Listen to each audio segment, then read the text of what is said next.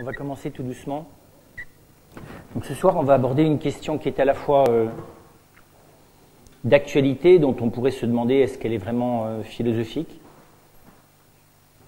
Je vais vous montrer quelle est cette question est une manière de réfléchir aux problématiques contemporaines à l'échelle planétaire qui me semble intéressante.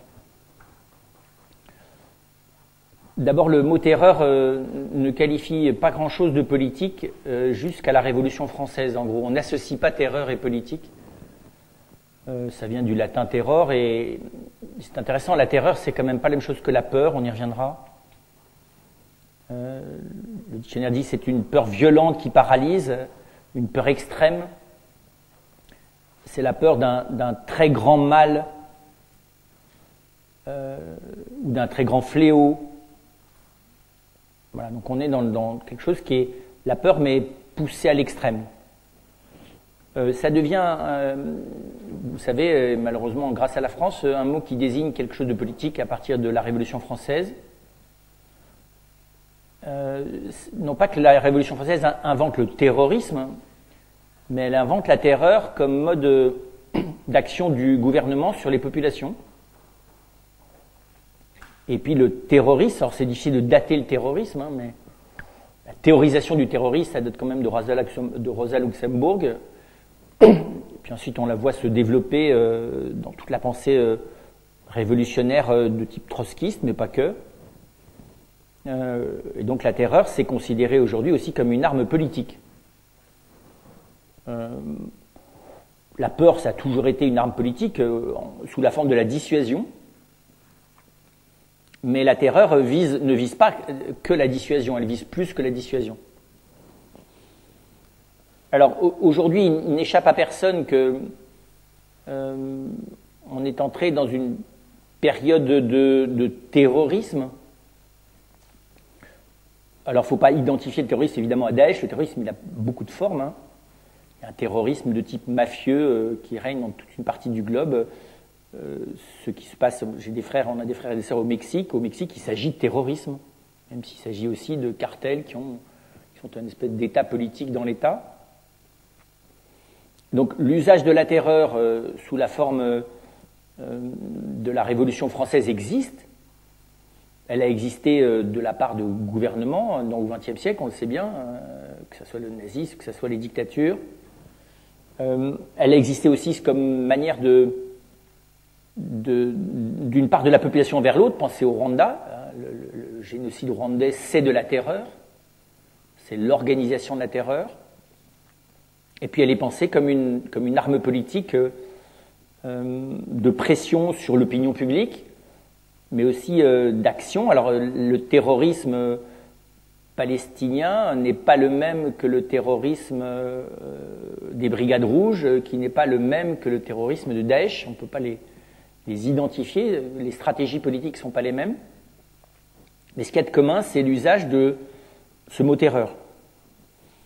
Et évidemment, je pense que si on veut vraiment réfléchir à la question de la terreur aujourd'hui, il faut élargir notre champ de vision et voir que nous sommes passés de craintes à l'échelle planétaire vagues, qui se sont quand même cristallisées pendant la guerre froide autour de la peur de la déflagration nucléaire. Hein. Donc la première fois où on a une peur de type planétaire, parce qu'on a un conflit ou un mal potentiel de type planétaire. Aujourd'hui, c'est pas que le nucléaire, c'est aussi, ça serait la guerre bactériologique. Hein, elle est tout aussi terrorisante que le nucléaire. À la limite, c'est plus simple, c'est plus propre le nucléaire, parce que ça détruit tout. La guerre bactériologique, ça peut être absolument effroyable. Et on peut même dire que la question de l'élargissement du champ de la peur, c'est-à-dire, pour parler techniquement, la mise en synergie des peurs à l'échelle planétaire est une question qui, je pense aujourd'hui, quand on réfléchit sur notre vie quotidienne, même dans un pays comme la France, ou quand on réfléchit politiquement, est une question d'actualité. Jusqu'où est-ce que les peuples se mettent à entrer dans des paniques collectives? À partir de quand la panique collective devient une terreur collective? À partir de quand est-ce que la peur d'une catastrophe potentielle à l'échelle planétaire, de type climatique, de type économique, de type social, de type militaire? Voilà. Donc aujourd'hui, on peut, c'est pas jouer les catastrophistes, que de souligner qu'on est dans dans une mise en synergie de plus en plus large des peurs les unes par rapport aux autres, hein, aussi bien des individus, des groupes, Donc on est face à certaines peurs qui deviennent planétaires. Alors, une part de ces peurs restent imaginaires ou fantasmatiques, hein, les blockbusters américains et les films catastrophes véhiculent sous forme imaginaire cette peur ou cette terreur planétaire. Mais on peut dire qu'il y a une réduction de plus en plus grande de l'écart entre le type de terreur qu'on est censé vous procurer dans la salle de cinéma et le type de terreur latente qui tend tout doucement à s'installer. Voilà. Alors, la terreur panique, c'est autre chose, je dirais ce que j'appellerais la terreur chronique. Hein. Dans la Révolution française, d'ailleurs, il y avait les deux. La terreur panique, c'est quand vous êtes face au danger imminent. La terreur chronique, c'est quand le danger imminent peut débarquer n'importe quand, ce qui n'est pas tout à fait la même chose, mais enfin, ce qui n'est pas loin l'un de l'autre.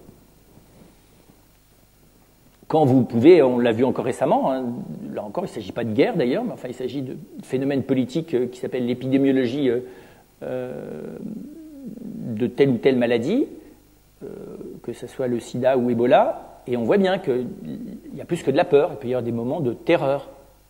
La réaction de certaines populations à la propagation du virus Ebola, certains réflexes ne s'expliquent pas simplement par des attachements à des coutumes ancestrales et le sentiment que les nécessités sanitaires violaient les coutumes ancestrales, notamment autour de la mort. C'est pas que ça, c'est aussi des phénomènes de terreur. Voilà. Parce que c'est vrai qu'un danger comme Ebola, c'est très... On a des frères ou des sœurs qui sont en Guinée-Conakry, c'est pas rien de vivre à quelques mètres, à quelques dizaines de mètres d'un réel danger extrêmement rapide, foudroyant, vous voyez, pour votre vie. Alors, bien sûr, il me semble qu'avant de se lancer dans une espèce de réflexion politique sur la terreur, il faut d'abord prendre le temps de l'identifier dans la personne. Sur quel registre, puisqu'évidemment, la terreur collective, elle agit sur des registres personnels. Enfin, sur des ressorts personnels. Donc, en gros, qu'est-ce que c'est que la terreur dans la personne? Et prétendre agir politiquement sur la terreur sans essayer d'agir sur les personnes qui sont concernées par cette terreur, ça n'a pas de sens. Donc, si vous voulez, en gros, on ne va pas s'en sortir, agir contre la terreur uniquement avec des propos de type purement politique, au sens, non pas philosophique, mais classique du terme, type de stratégie militaire ou de stratégie politique. On ne va pas non plus simplement pouvoir réfléchir sur comment agir politiquement sur la terreur, face à la terreur, uniquement en termes sociologiques. On a besoin de comprendre qu'est-ce qui se passe dans la personne. C'est quoi, encore une fois, les ressorts, et en quoi est-ce que les ressorts de la terreur sont différents de ceux de la peur. Alors, on n'a pas tous fait l'expérience de la terreur, c'est une première chose. On a tous fait l'expérience de la peur. D'ailleurs, on a tous une part de nous qui n'a pas quitté la peur. C'est rarissime dans la vie d'une personne que la peur la quitte complètement. Ça existe, enfin... On voit dans le récit de certains martyrs en chrétienté, si les récits sont justes, hein, des phénomènes apparemment de dissolution de la peur, complètement dissolution, qui n'est d'ailleurs pas une perte du sens de la menace, hein, mais une dissolution de la peur. Enfin, c'est des cas un peu extrêmes.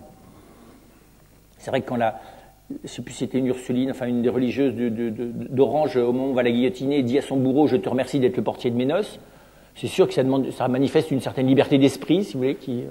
fait que manifestement la peur est un peu dépassée. Ce qui ne veut pas dire d'ailleurs qu'elle n'était pas vert de trouille avant, hein, mais le dialogue des Carmélites de Bernanos s'inspire de faits réels, bien sûr, hein, des Carmélites de Compiègne, mais aussi de ces martyrisés d'Orange, qui étaient considérés comme de grands criminels, fomentant gravement contre l'État, à l'aide de textes profondément pervers et destructeurs de la nation, qui s'appelaient les psaumes. C'est dans le registre comme je suis dans le diocèse d'Avignon, vous comprenez bien que voilà. Et donc, la terreur, elle est d'abord dans un registre personnel. Alors, qu'est-ce que c'est que la terreur? C'est quand la présence de la peur est telle que l'accès de la personne à sa prudence, l'accès de la personne au sens de ses actes, et même des fois l'accès de la personne à la conscience qu'elle a d'elle-même disparaît, n'est plus possible. Vous voyez, donc c'est un seuil de peur dans lequel on n'a plus accès.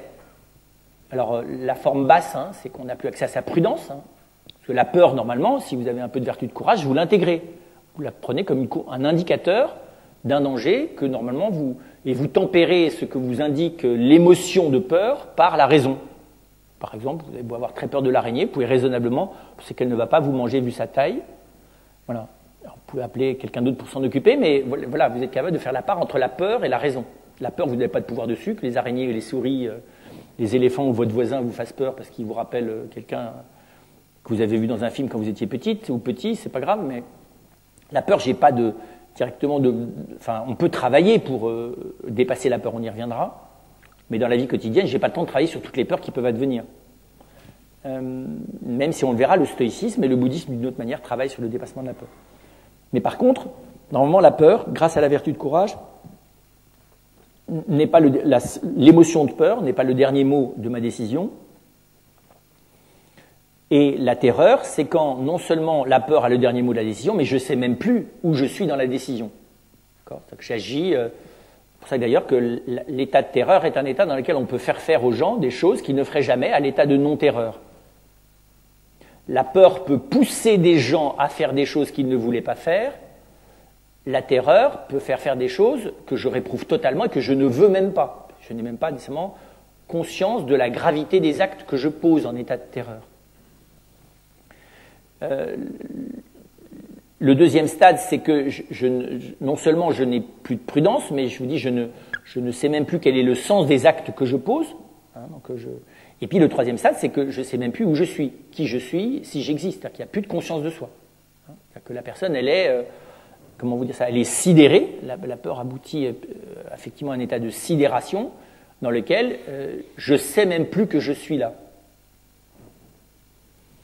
Ceux qui ont étudié de près, par exemple, les enfants meurtriers, par exemple, au Rwanda, vous savez, puisque la pratique empirique, c'est pas théorisé, mais c'est d'abord empirique. Quand on force un enfant, enfin, qu'on incite un enfant pour pouvoir rentrer en état de guerre, par commencer par assassiner ses propres parents, il rentre en état d'abord, il perd toute notion morale, et puis ensuite, chez certains, il rentre en état de sidération. Il agit, en fait, contrairement à ce qu'on pourrait penser, on pourrait dire qu'il est libéré du sentiment de culpabilité. Non, il n'a plus de sentiment du tout. C'est-à-dire qu'il est en état de terreur de l'acte qu'il a posé, et la terreur de l'acte qu'il a posé peut permettre de l'instrumentaliser, exactement comme on instrumentalise vous voyez, quelqu'un de manière qui n'a pas de conscience personnelle et qui n'a pas de volonté propre.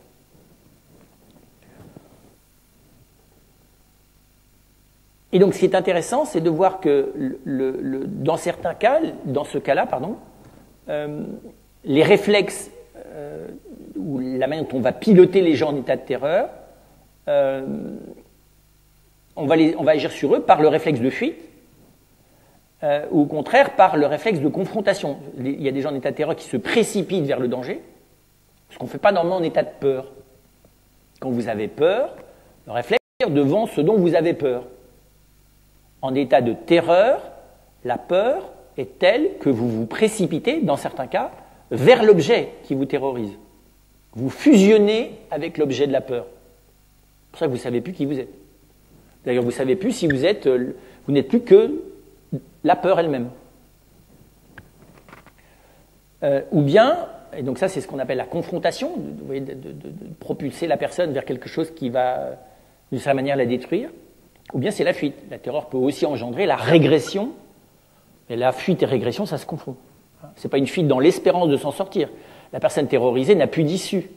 La personne qui a peur a encore la capacité, raisonnablement, d'imaginer les possibilités d'une issue à la situation dans laquelle elle est. La personne en état de terreur, elle a même plus de perception de la situation. D'accord ? La terreur devient sa situation.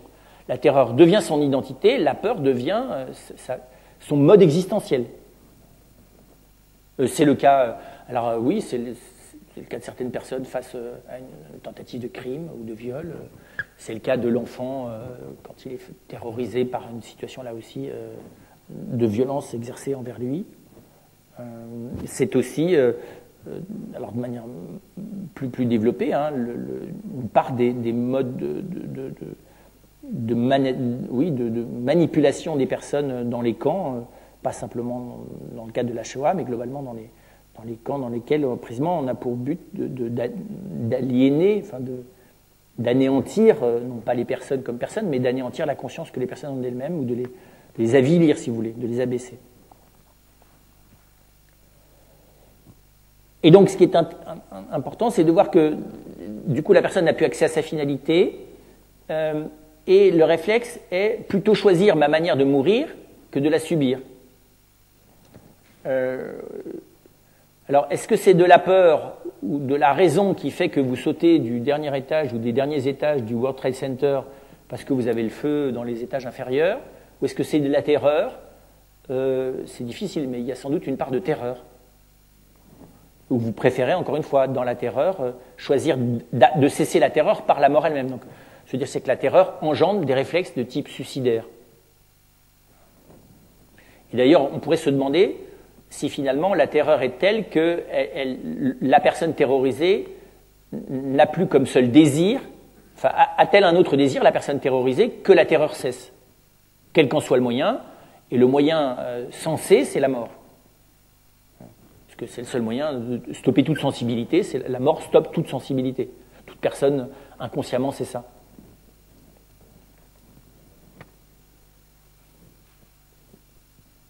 Alors, ce qui est frappant, c'est que c'est sur ce registre-là, enfin, d'abord en décrivant ça, moi, ce qui me frappe, c'est que la phénoménologie de la terreur est quelque chose qu'on retrouve chez des personnes qui pourtant ne sont pas de type terrorisé, c'est-à-dire des gens qui n'ont plus le sens de leur existence, qui ne savent plus qui elles sont, qui sont manipulables à loisir, qui agissent fondamentalement en fonction de la peur, et qui ont des comportements qui, si elles ne sont pas ouvertement suicidaires, sont, vous voyez, à court terme, sont à moyen terme de type suicidaire. Je trouve que c'est intéressant de se demander, ce n'est pas directement notre sujet, mais ça en fait partie, est-ce que la terreur n'est pas quelque chose que notre culture est en train d'intégrer dans son mode d'existence, dans notre mode d'existence? C'est une vraie question pour moi. Est-ce que nous ne vivons pas beaucoup plus largement en état, non pas de peur, mais de terreur latente que nous ne l'avons été? La peur a toujours existé, hein. On parle de la terreur de l'an 1000, il semble que c'est une espèce de fantasmagorie des historiens de la deuxième partie du XXe siècle relisant le Moyen-Âge. Il ne semble pas du tout que le Moyen-Âge ait donné lieu à de la terreur. Qu'il y ait une peur de l'an 1000, oui. De la terreur, c'est difficile de qualifier de terreur quand vous étudiez près la psychologie du Moyen-Âge. Qualifier le Moyen-Âge de terrorisable, il faut se lever de bonne heure. Hein. Parce que pour le coup, l'apprivoisement de la peur, l'apprivoisement de la question du mal est un apprivoisement qui passe par beaucoup d'imagination, mais d'une imagination qui est cadrée à la fois symboliquement, religieusement. Enfin, oui, il y a une espèce de, j'allais presque dire, il n'y a pas beaucoup de périodes qui ont autant appris à gérer et à habiter, à dépasser la peur que ne l'a fait le Moyen-Âge. Alors que nous le savons, nous sommes en train de sortir d'une période de l'humanité assez courte mais assez intense, qui va des années 50 aux années 80, dans lequel une partie de la planète a rêvé éliminer la peur définitivement de son champ d'existence. C'est-à-dire d'ailleurs, du coup, c'est nos générations, a désappris d'avoir affaire avec elle. Oui. Entre guillemets, si vous voulez, baisser la garde, rêver que, parce que je le décrète, plus jamais la peur, c'est finalement perdre les immunités qui vous permettent de lui faire face. Okay. Parce que si les causes de la peur demeurent, mais que vous décrétez que même pas peur, c'est la meilleure manière d'avoir pas peur, d'avoir encore plus peur. Vous savez, les enfants, d'ailleurs, sont significatifs. Moi, j'ai pas souvenir petit de me dire même pas peur. De m'être auto-persuadé qu'il fallait que j'ai du courage pour traverser une pièce noire ou un bois le soir, oui. Mais la formule « même pas peur », c'est très significatif, parce que « même pas peur », c'est l'enfant qui se dit « même pas peur », c'est la meilleure manière pour que ça l'amplifie, la peur. C'est l'inverse du courage, même pas peur. D'accord? C'est de penser que de décréter le courage l'engendre. C'est purement, vous voyez, c'est incantatoire. Ça n'est absolument pas la vertu.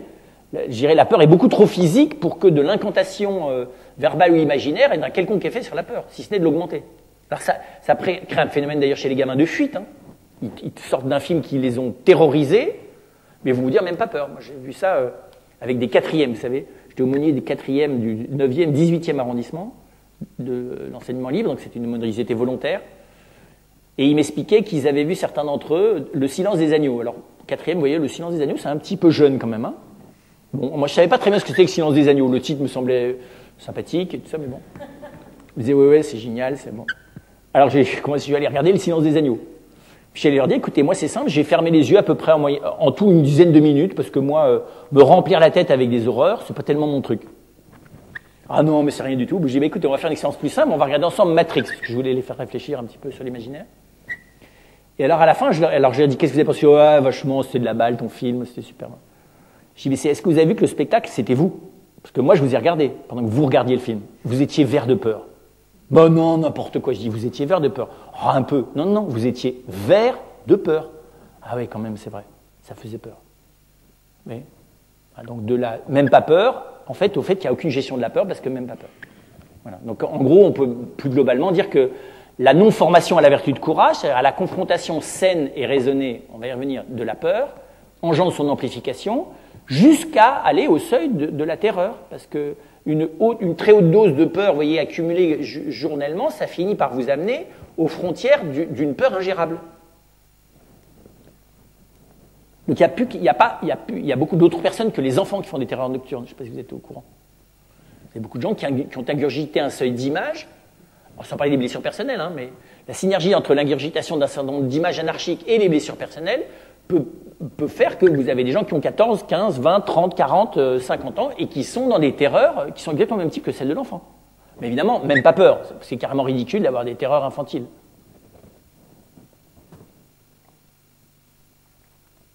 Et donc je vous dis, ce qui m'a frappé, moi, c'est que l'analyse de la terreur, tout d'un coup, devient un objet qui est plus du tout simplement précisément politico, enfin, vous voyez, militaire, Daesh, enfin, vous voyez, bref, la mafia, ou les bombes à Tel Aviv. Où tout d'un coup, vous dites, tiens, en fait, c'est quelque chose qui est pas seulement collectif, c'est quelque chose qui est personnel.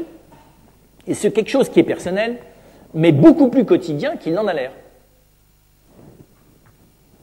Et qu'encore une fois, une culture qui décrète de manière prétentieuse être capable d'enlever tout ce qui, enfin, de sécuriser sa population de manière telle qu'elle eut autre toute occasion d'avoir peur, alors que strictement dans le réel, il se passe exactement l'inverse.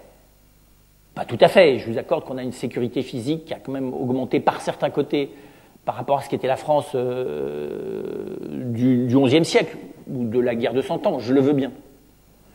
Ou bien sûr de l'époque où la Gestapo régnait en maître sur une partie de la France. Mais ce qui est intéressant, c'est de voir par contre tous les autres endroits qui n'étaient pas objets de peur et qui le sont devenus. L'effroi quand vous rentrez dans un hypermarché. Avant de trouver quelqu'un dans les siècles précédents, dans le siècle précédent, qui a eu de l'effroi en rentrant dans une quincaillerie, il faut se lever vraiment tôt. Hein. La quincaillerie, ça n'a jamais provoqué de l'effroi. L'hypermarché, ça peut. Quand vous avez vu la note que ça vous a laissée la fois d'avant, et que vous avez beau vous y préparer, à chaque fois, vous achetez autre chose que ce qui est prévu. C'est tout bête. Hein. Mais plein de choses qui sont apparemment anodines. L'arrivée du formulaire à remplir. C'est très étonnant la manière dont vous avez lu, peut-être pas, le procès de Kafka.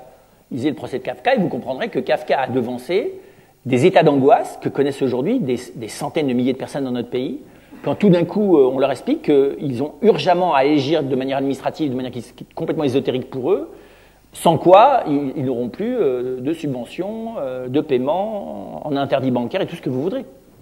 Des états de panique qui ne sont pas loin de la terreur. Kafka a beaucoup travaillé sur les états de terreur dans le château et dans le procès, et on voit bien que cette espèce de il met en scène comment est-ce que l'absurdité et la peur devant l'absurdité du mécanisme apparaît dans l'invention de l'anonymat administratif, pour faire court, ou de l'invention de l'anonymat étatique. Alors je ne veux pas dire que Boès, qui écrivait, vous savez, Consolation de philosophie entre deux séances de torture procurées par son ancien ami devenu empereur à ce moment-là, qu'il ait échappé à la terreur, hein. Mais enfin, quand même, c'était pas la loi du genre, quoi. C'était plutôt relativement exceptionnel. Alors ensuite, quand j'essaie de comprendre qu'est-ce que ça donne du côté collectif, donc vous voyez bien, du côté personnel, c'est de l'ordre du trop. C'est la peur ingérable, c'est la peur qui m'envahit. C'est la peur qui finit par déterminer, donc peur, c'est-à-dire paralysie, réflexe de fuite, neutralisation de la prudence, et je vous dis au dernier seuil, perte de l'identité. Perte de la conscience de son identité, pour être plus précis. Alors, on comprend que du côté collectif, ça soit une arme redoutable. On comprend bien que...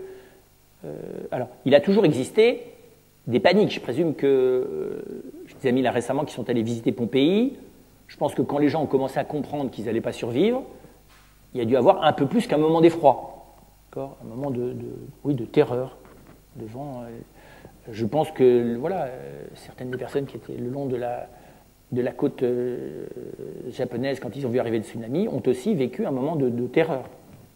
Donc l'effroi extrême face à la catastrophe extrême, pour être clair, hein, et c'est évident que la catastrophe qui touche la collectivité, c'est une catastrophe dont la puissance cosmique ou militaire ou technologique, ça m'est égal. Vous voyez, Hiroshima, c'est pareil, dont la puissance est telle qu'elle est capable de causer la disparition ou l'anéantissement ou la mort en tout cas, ou la souffrance d'une partie très importante de la population.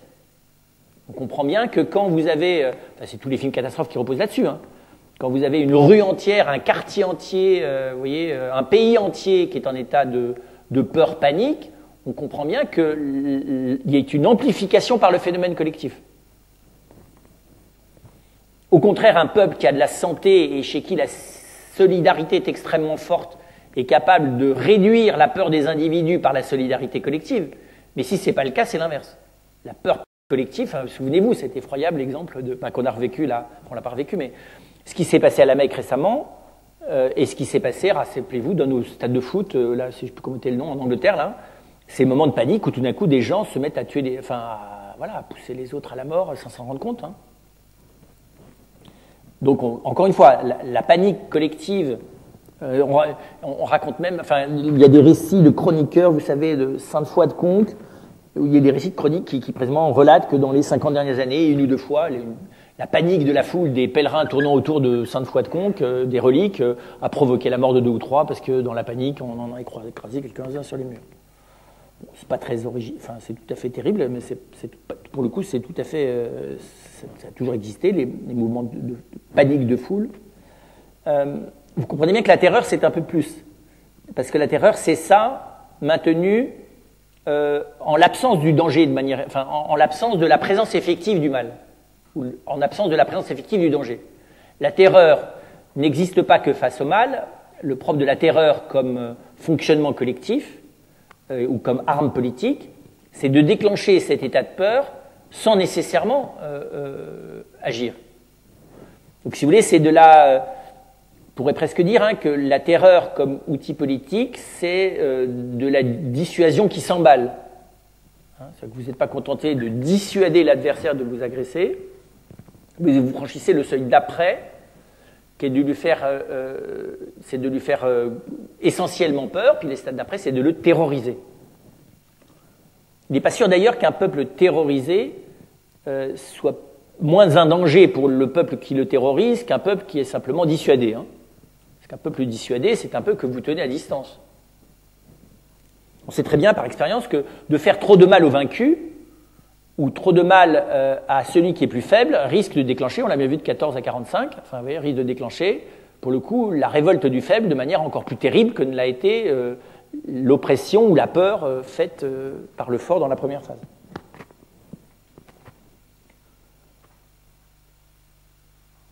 Et donc, on le sait, les outils, alors pour pouvoir du coup déclencher une terreur collective, il faut d'abord savoir faire de manière collective qu'un danger imminent menace les personnes.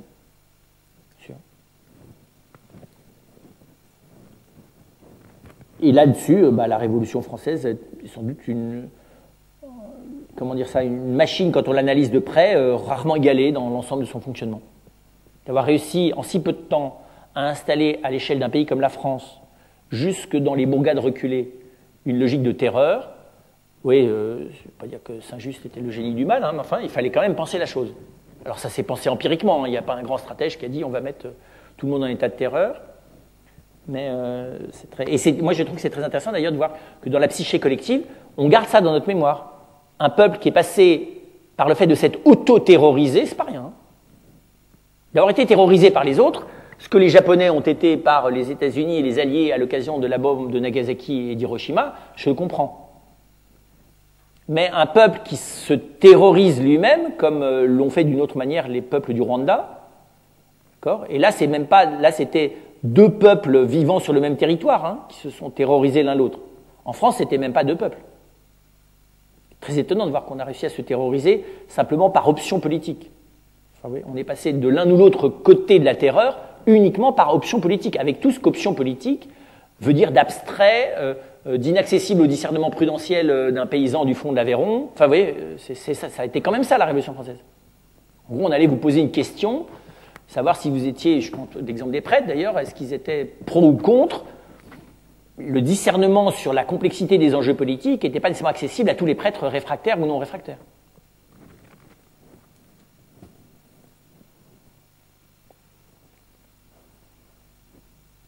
Voilà, alors j'insiste pas sur le fait que là, ce qui est aussi assez sophistiqué à la période de la Révolution française, c'est d'avoir ajouté la loi. Que la terreur était organisée avec un appui juridique. Daesh ne pratique pas la terreur, vous voyez, la tentative de terreur avec des appuis juridiques.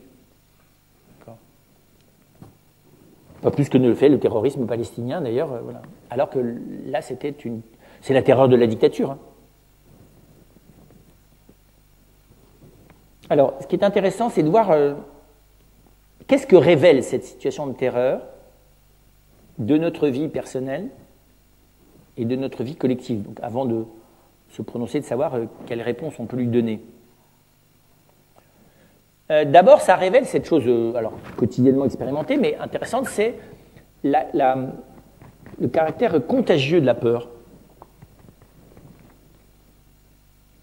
Alors, on expérimente de temps en temps la contagion du fou rire, ça existe. C'est vrai, quelles sont les émotions contagieuses?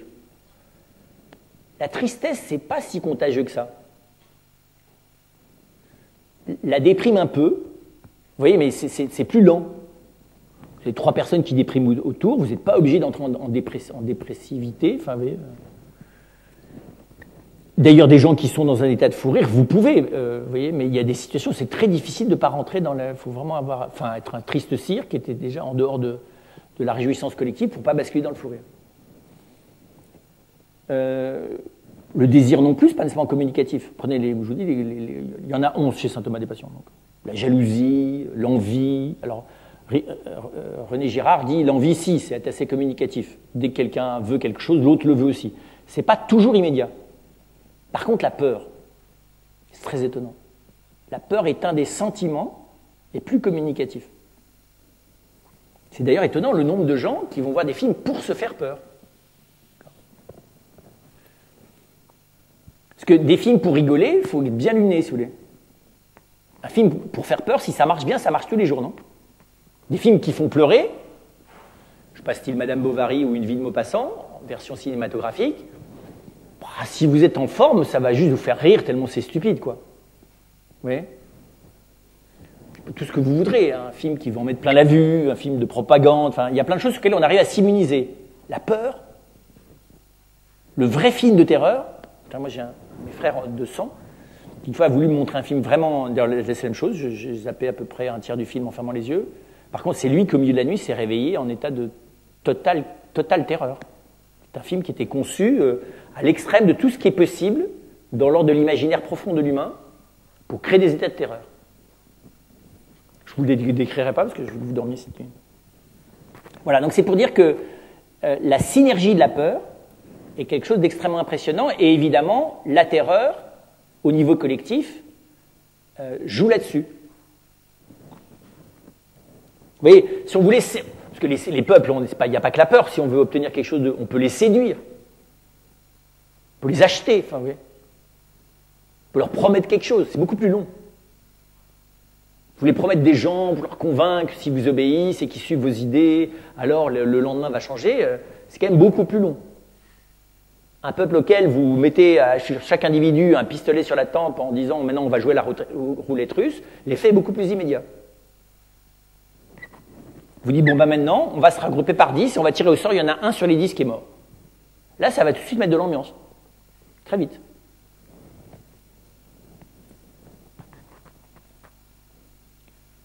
Et évidemment, la synergie de la peur est d'autant plus forte que je n'identifie pas la cause de la peur.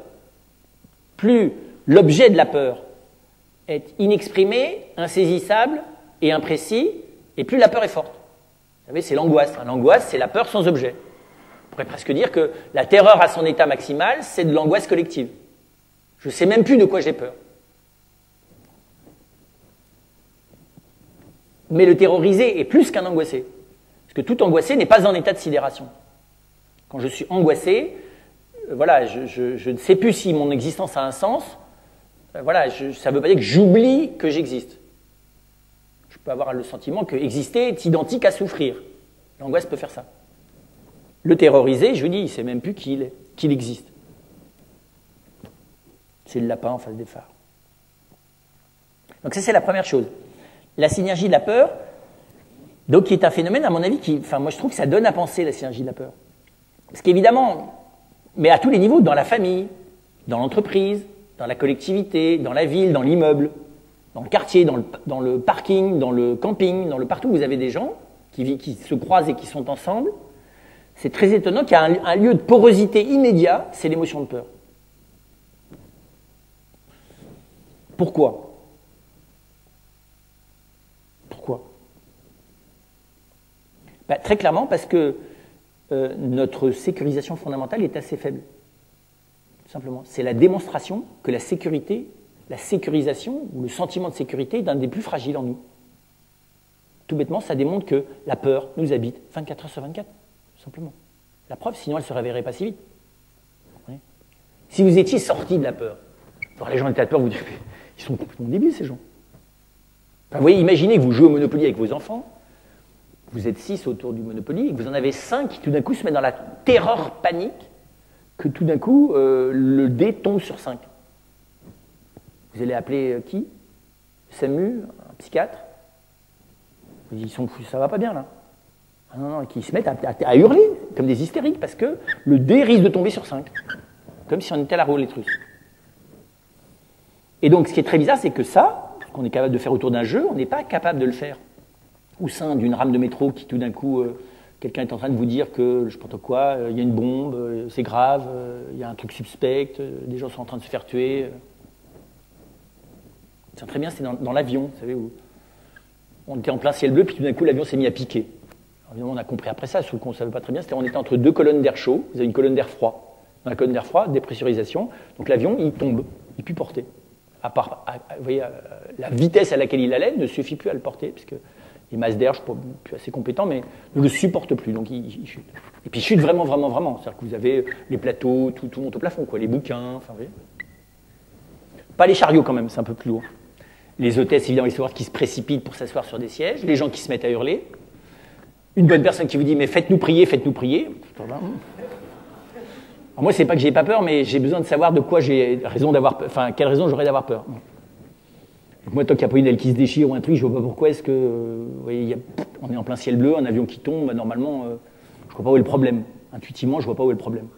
Si j'ai pas perdu de moteur ou que j'ai pas perdu d'aile, il y aura un truc qui est pas normal. Les trous de gravité dans l'espace atmosphérique, ça n'existe que dans les films. Et là, c'était très marrant, je vous dis, c'est qu'à ce moment-là, les gens sont dans une espèce de panique globale. Vous dites, mais... Et c'est communicatif. Les pauvres hôtesses de l'air qui étaient dans leur premier vol, ils ont mis 3 heures pour se... Enfin, il y a des gens, ils se sont pas remis du voyage, d'ailleurs.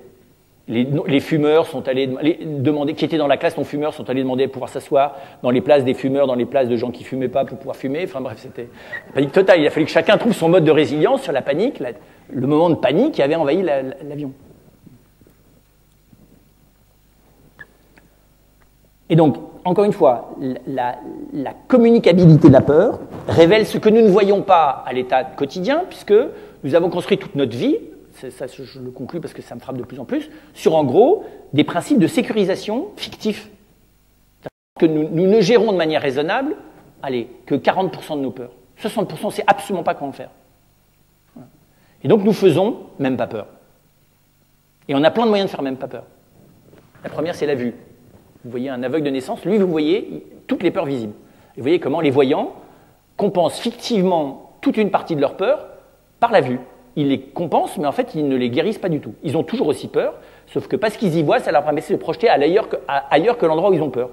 Si vous n'y étiez qu'avec vous-même, là, dedans, vous voyez, en n'ayant jamais la possibilité de vous porter à l'extérieur de vous, quand vous n'avez pas la vue, vous ne pouvez pas vous porter en dehors de vous. Le son vous ramène à vous. Le toucher vous ramène à vous, le goût vous ramène à vous, et l'ouïe vous ramène à vous. D'accord ? L'odorat vous ramène à vous. D'accord ? C'est tous des sens qui sont à l'intérieur de vous. Seule la vue vous déporte à l'extérieur. Et donc, quand vous êtes aveugle, vous passez votre vie 24 heures sur 24 dans l'auto-perception de vous-même. D'accord ? Que nous n'imaginons pas très bien. Je ne parle pas de ceux qui voient mal, parce qu'ils ont encore la possibilité de se projeter mal, mais de se projeter, ceux qui ne voient plus.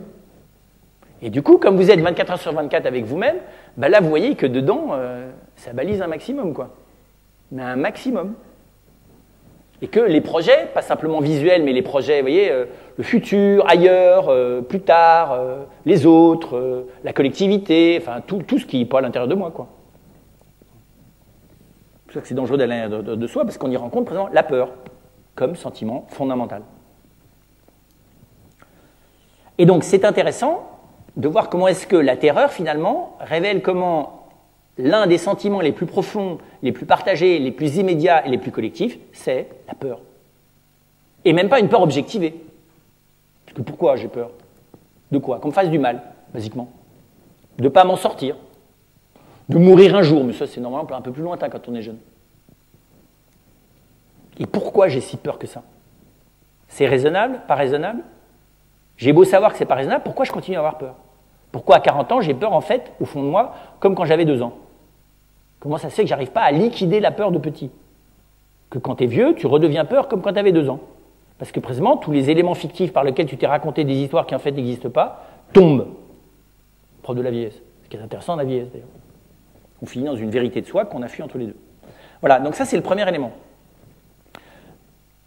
Et donc, du coup, on voit bien aussi, deuxième élément, que l'amplificateur de la peur, la terreur collective montre bien ça, joue considérablement, enfin, l'amplificateur principal de la peur, c'est l'imagination et la mémoire.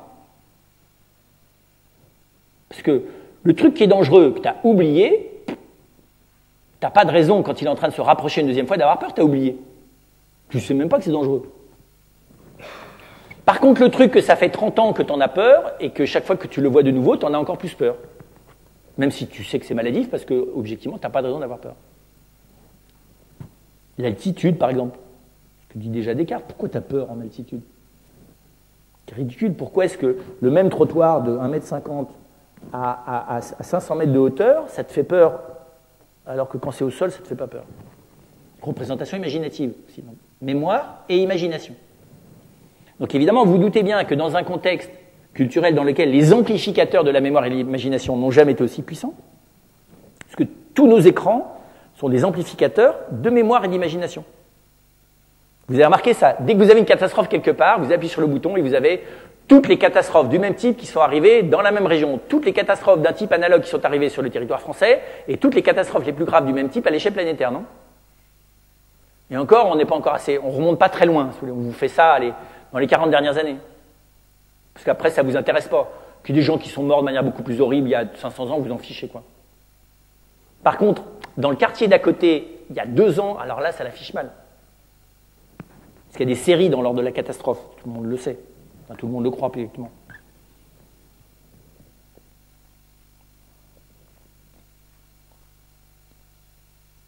Et donc, c'est là que je vois aussi, toujours je suis dans ce que me révèle la situation de terreur, comment est-ce que je suis dans un monde où la puissance, et là je suis très large, toute la puissance technologique, économique, financière, tous les outils de puissance que nous avons considérablement développés en l'espace de 2 siècles, sont des armes à 2 tranchants.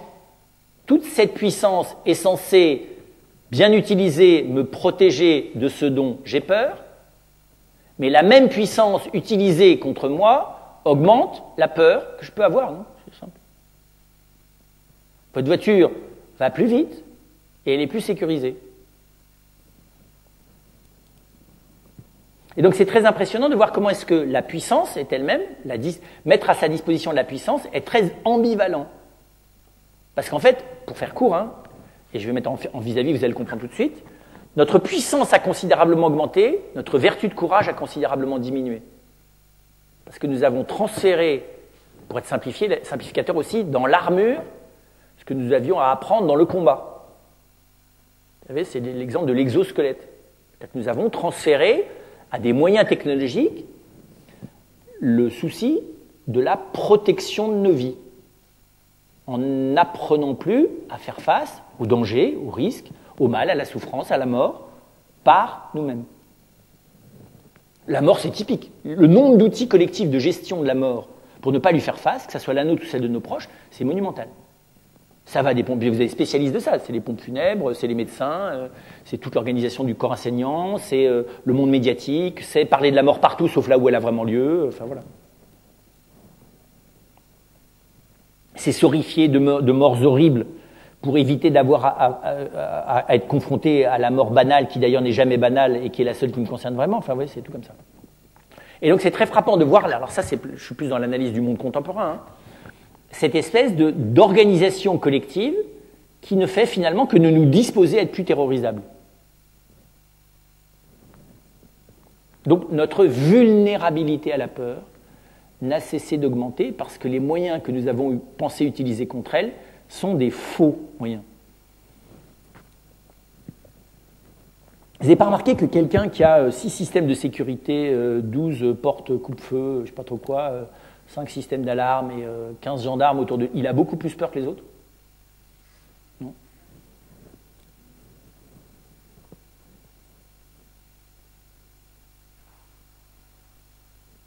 Donc évidemment, la vertu de courage, c'est Solzhenitsyn. Hein. Peut-être que je vous ai déjà cité plusieurs fois, mais chaque fois, je le relis au moins 2 fois par an. Alors, c'est pas un texte très positif, hein, mais c'est d'une analyse redoutable sur les faiblesses de l'Occident. Il s'appelle Le déclin du courage, et comme son nom l'indique, il montre que la vertu principale qui a déserté l'Occident, c'est le courage.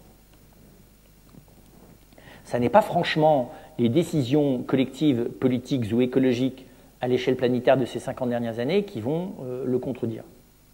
Nous allons réassister, vous voyez, au manque de courage manifeste, qui sont les nôtres d'ailleurs, le manque de courage, hein, parce que de l'ensemble de la planète, autour des enjeux écologiques à COP21. On va revoir en direct jusqu'à quel point nous sommes lâches. Alors là, on n'est pas terrorisé, c'est très bizarre. Là, on aurait vraiment raison d'avoir peur. Là, non. Parce que l'imagination, et ce que j'appellerais la pseudo-mémoire, nous persuade, au niveau conscient, que nous n'avons pas raison d'avoir peur. Comme je pense qu'il y a dans l'humain un animal très profond qui, lui, sent qu'il a tout à fait raison d'avoir peur, on est un petit peu dans ce qu'on appelle le double bind, c'est-à-dire dans une espèce de dissociation, qui fait qu'on s'auto-persuade encore mieux qu'on a des raisons de ne pas avoir peur, alors qu'on a d'autant plus peur. Toujours le même principe, même pas peur. Voilà. Donc ce qui m'intéresse là, c'est de voir du coup comment est-ce qu'on fait face à ça. Comment faire face à cette question dont vous voyez bien qu'elle est, je ne vais pas le développer, mais qu'elle est plus large que le terrorisme. C'est une vraie question contemporaine, qui est l'anéantissement de nos décisions personnelles et de nos solidarités collectives, parce que la peur et la terreur latente qui envahit nos existences personnelles et collectives finit par nous séparer les uns des autres et de nous-mêmes.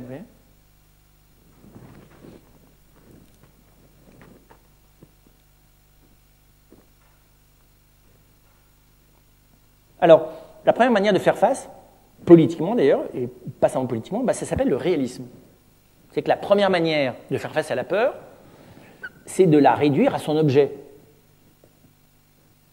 Ça s'appelle évaluer le risque. Et évaluer le risque sur la base de l'expérience, pas d'évaluer le risque sur la base des possibles.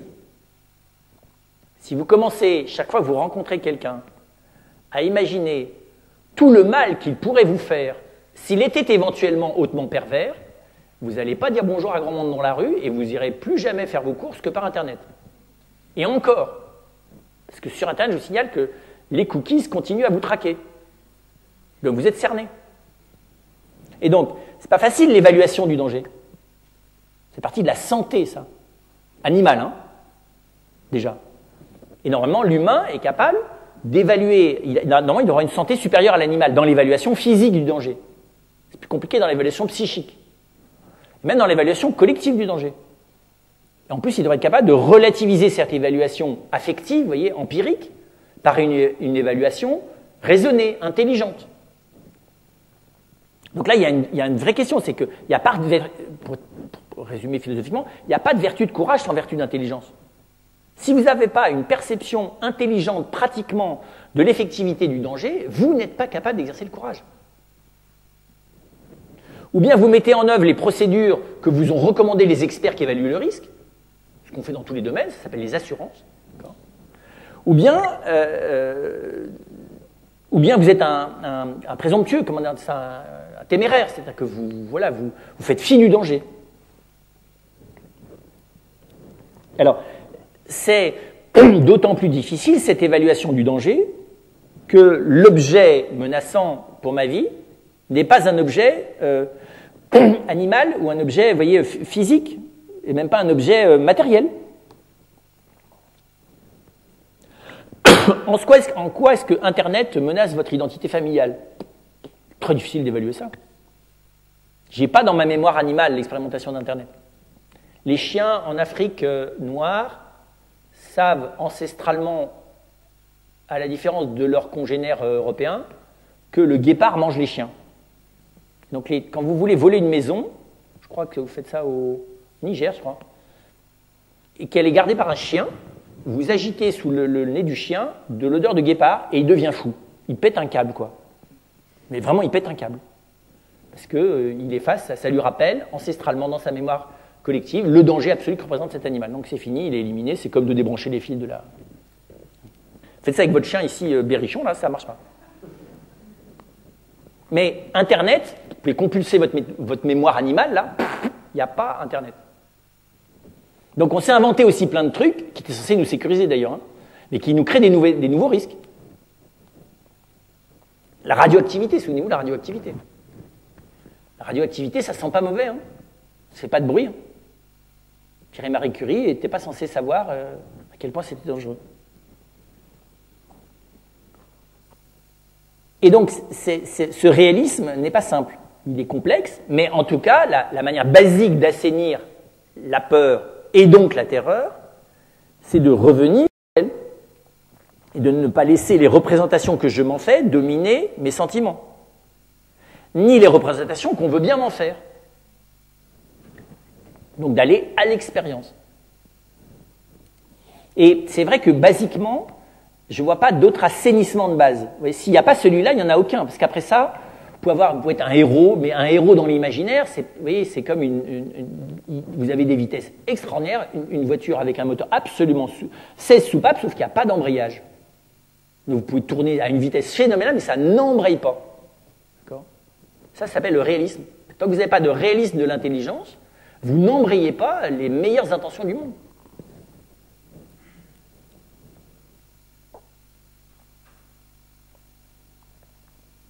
Le deuxième élément, alors je ne veux pas développer comment est-ce qu'on développe le réalisme à l'échelle collective et au niveau politique, déjà normalement en réduisant la drogue imaginaire, quoi, en cessant de mettre l'ensemble de la population sous perfusion d'imaginaire.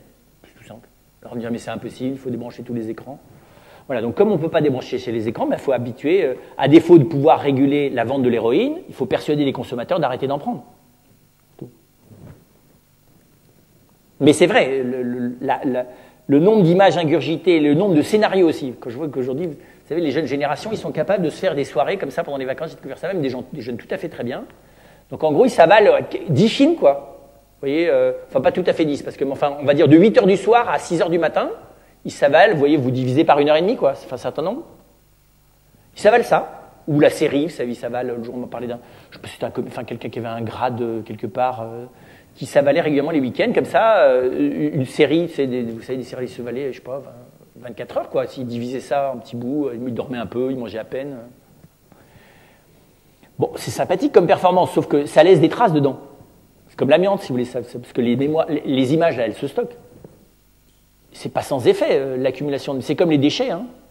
Le recyclage des images, c'est un autre problème, ça suffit pas, enfin, vous voyez, ça se recycle par d'autres processus que le recyclage des déchets. Il n'y a pas de poubelle verte et de poubelle jaune, là. Comment vous recyclez les déchets de l'image? C'est une vraie question. Que vous consommez à l'échelle beaucoup plus grande. Comme il n'y a pas de problème écologique à première vue, mais vous risquez de détruire la première ressource écologique fragile de la planète, c'est-à-dire vous. Donc ça, c'est le premier élément. Le deuxième qui va avec, c'est évidemment favoriser la résilience des personnes par rapport aux peurs. Je disais tout à l'heure que je ne peux pas supprimer mes peurs, mais je peux déjà les assainir, en comprenant celles qui sont imaginaires, celles qui sont pathologiques, celles sur lesquelles je suis particulièrement vulnérable. Donc, chacun a une géographie de la peur.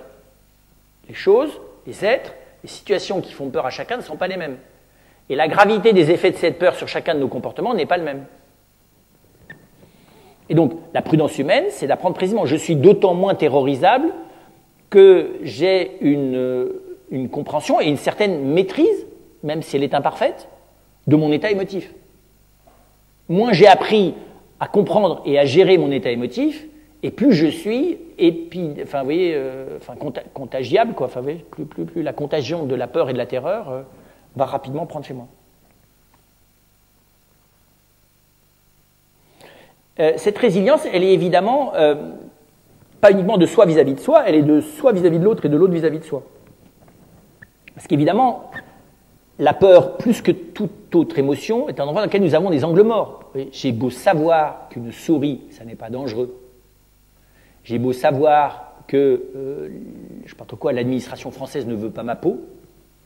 Si ça fait 15 générations que chaque fois que vous avez été examiné par le fisc, on a trouvé des problèmes, il n'y a rien à faire, vous êtes terrorisé, même si vous avez revu 6 fois vos comptes. Là, vous n'allez pas pouvoir vous auto-soigner vous-même tout seul. Vous avez beau vous répéter devant la glace, comme dans Rasta Rocket, Eman, prends ta vie en main, ça ne va pas le faire si de toute façon vous avez, je dis, 10 générations de terrorisés du fisc. Ou d'un peuple par un autre. Et donc concrètement, il y a des endroits où on a des angles morts. C'est-à-dire qu'en gros, la seule personne capable de me sécuriser, c'est-à-dire de me ramener à la juste peur, c'est pas moi, c'est quelqu'un d'autre. Et c'est très étonnant ça, un des lieux de complémentarité la plus élémentaire. C'est assez simple en fait, hein, mais auquel nous ne pensons pas, c'est ça. À l'échelle familiale, si. Enfin, autrefois, comme aujourd'hui les parents ont aussi peur que les enfants ont compris qu'il fallait qu'ils rassurent les enfants, leurs parents. Mais ça serait bien de l'utiliser intelligemment, c'est-à-dire de ne pas faire peser non plus sur les enfants, du coup une peur sous-jacente qu'ils ne sont pas capables de gérer. Mais c'est une vraie question, parce que vous avez des fois, les enfants n'ont pas du tout peur.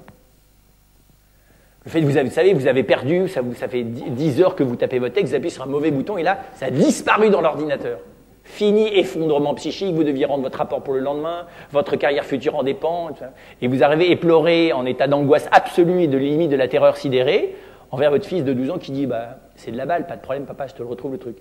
En 3 minutes, vous ne savez pas comment, il vous fait réapparaître le texte. Bon, là, on voit bien que la terreur dans l'espace Internet n'est pas la même que la terreur du gros chien. D'ailleurs, vous avez des enfants qui n'ont pas peur des gros chiens. Et donc, ça veut dire que derrière, le seul remède collectif à la terreur, c'est la construction d'une vraie solidarité dans la confiance, au sens très radical. Confiance, c'est ce qui est fiable. Je me fie dans ce qui est fiable. Le fiable, c'est le non menaçant pour moi. C'est ça la confiance. Hein. C'est ce qui est... Alors ça peut être...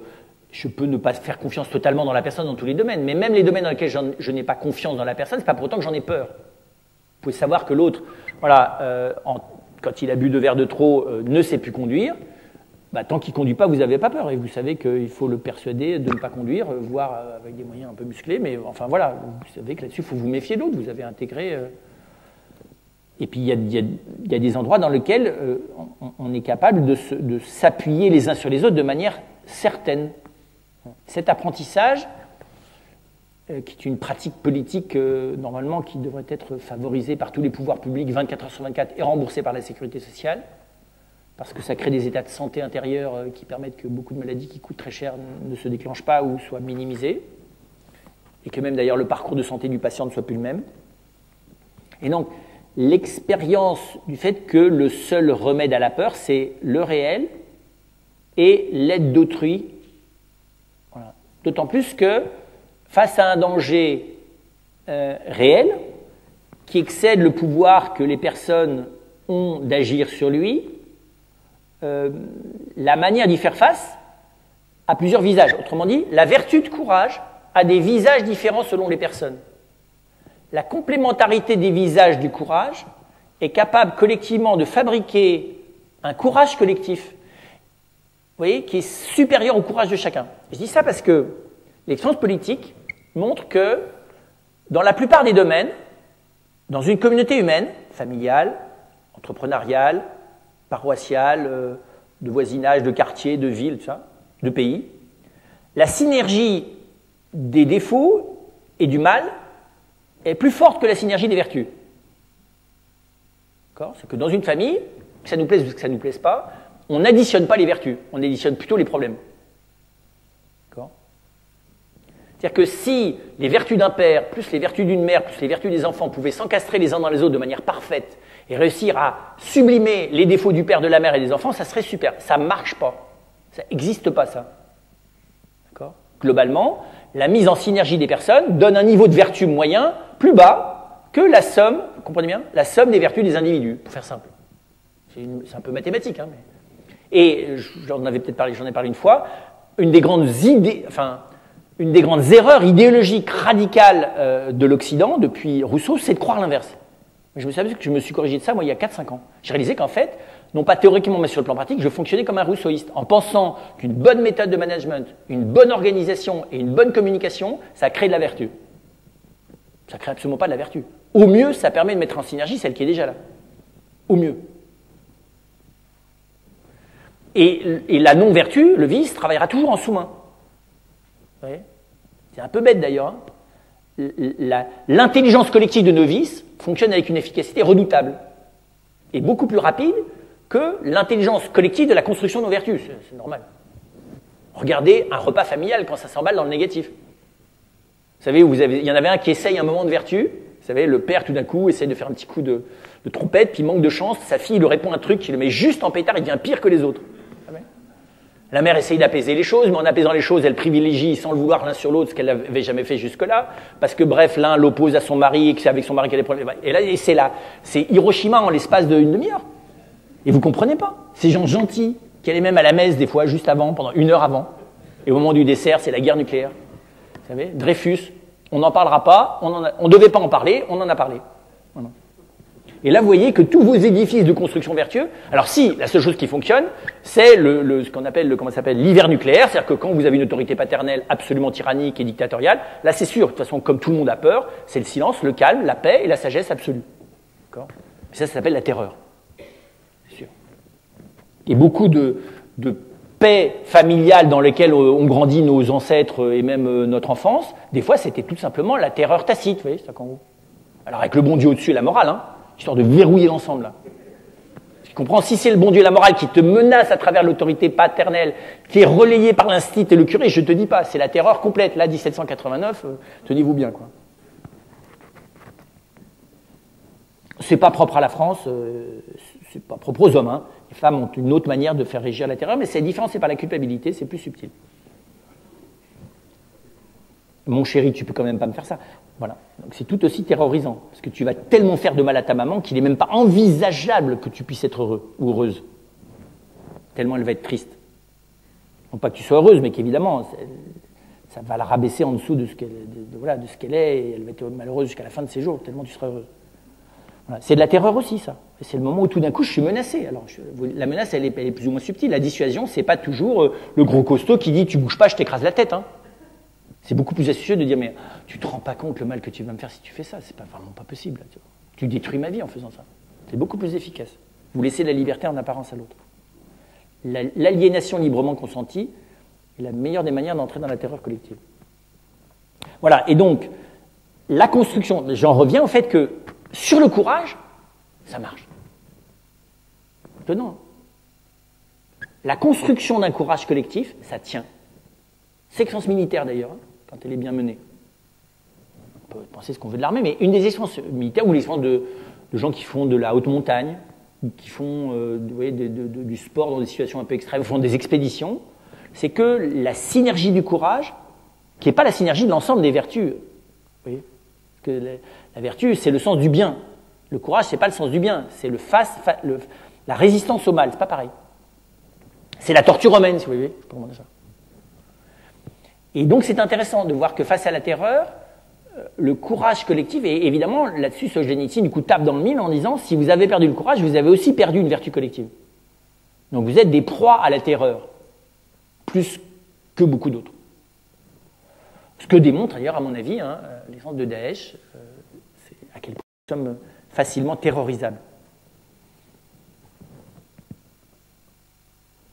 Et puis plus profondément évidemment, la manière de faire face, c'est la méditation sur la mort, la méditation sur la souffrance. Et là, les stoïciens et les bouddhistes se tiennent la main. C'est-à-dire qu'en gros, tu ne peux pas être agi par la peur.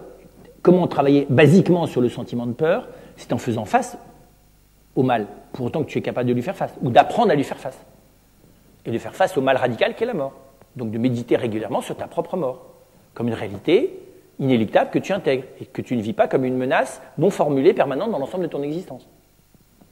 Ta souffrance, ton vieillissement, ton affaiblissement, ta précarité. Et qui, vous comprenez bien, va après ça travailler sur le plus profond. C'est-à-dire que je suis déjà en partie dans certaines parties de mon être, paralysé, terrorisé, incapable d'agir, régressé, n'ayant pas grandi. Donc c'est l'apprentissage ou l'apprivoisement positif de ce qu'est la fragilité de l'existence humaine.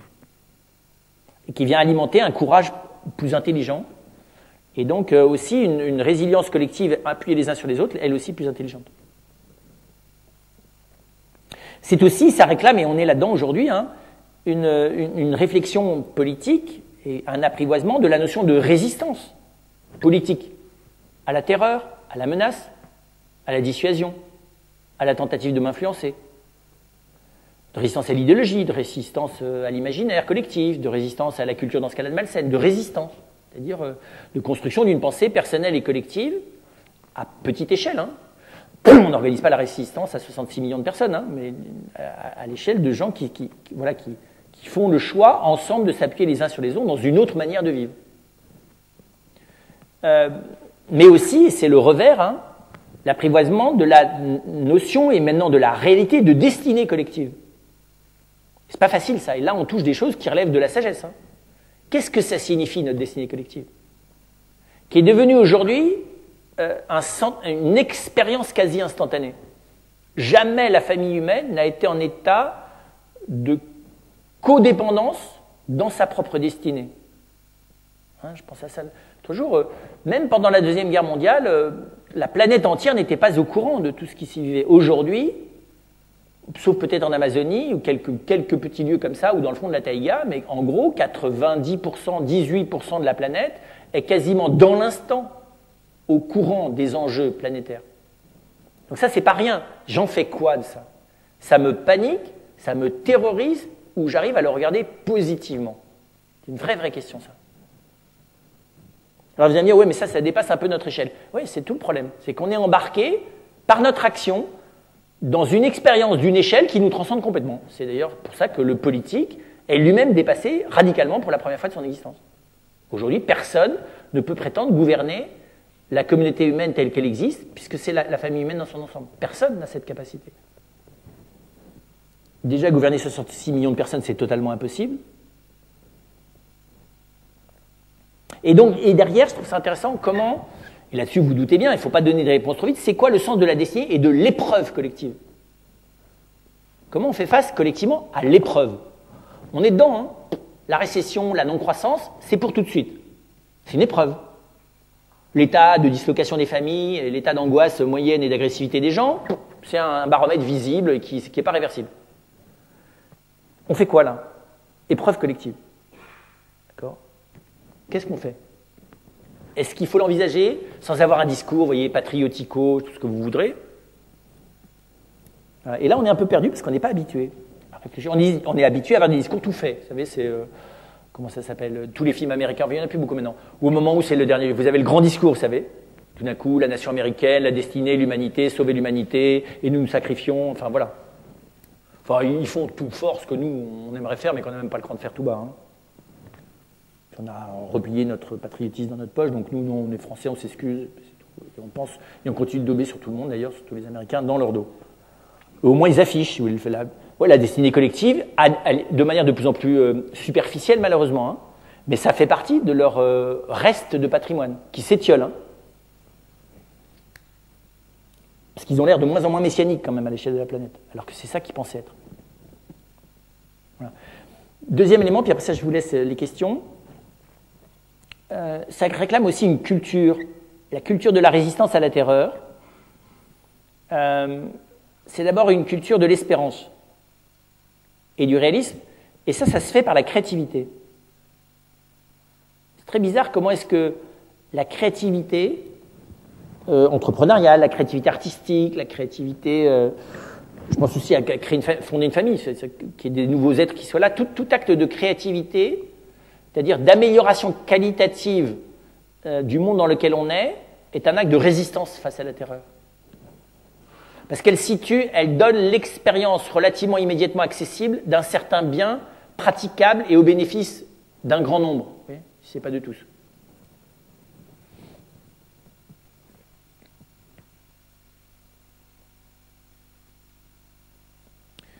C'est aussi développer une culture de la présence à soi, c'est-à-dire moi ce que j'appellerais une culture de l'ici et du maintenant,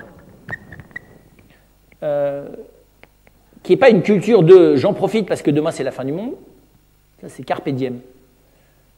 Mais au contraire, parce que c'est pas demain la fin du monde, et donc j'ai pas de raison, tant que j'ai pas des signes clairs que c'est demain, au sens de demain, la fin du monde, bah, ça veut dire que j'ai énormément de minutes, de secondes et d'heures devant moi.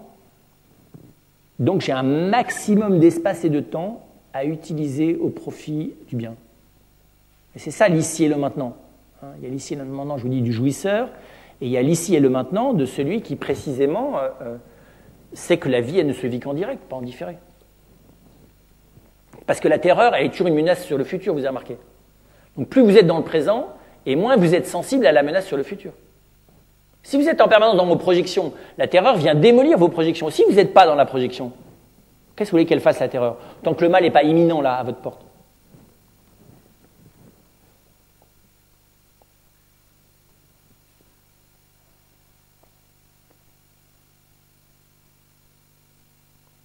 Et puis, plus profondément aussi, je me disais qu'on est en train, enfin c'est ce qu'on est appelé à développer, une politique ou une culture du fait que vivre ensemble, c'est pour le coup mettre en synergie nos capacités de nous protéger les uns les autres.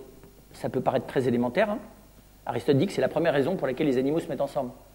Et les humains aussi. C'est pour se protéger les uns les autres. Or, c'est très bizarre que nous avons perdu ça. Pour nous, la protection vient de la sécurité sociale, de l'assurance vie, vaguement de l'armée, des ABS dans vos voitures, des médicaments et d'une bonne pharmacie, d'un bon médecin, enfin, vous voyez, c'est là qu'elle vient la sécurité. Représentez-vous, pour vous, votre futur, vous comptez sur quoi pour votre futur? Pas tellement sur les personnes. Enfin, vous vous êtes débrouillé pour avoir à pallier d'avance le déficit des personnes par les mécanismes qui sont censés vous protéger, non? Alors que la seule assurance vie, c'est des gens qui je puisse faire confiance dans la durée et qui seront là pour m'aider dans la difficulté, non? On me dit oui, mais les gens ne sont pas vraiment fiables avec la sécurité sociale, si. Ah bon?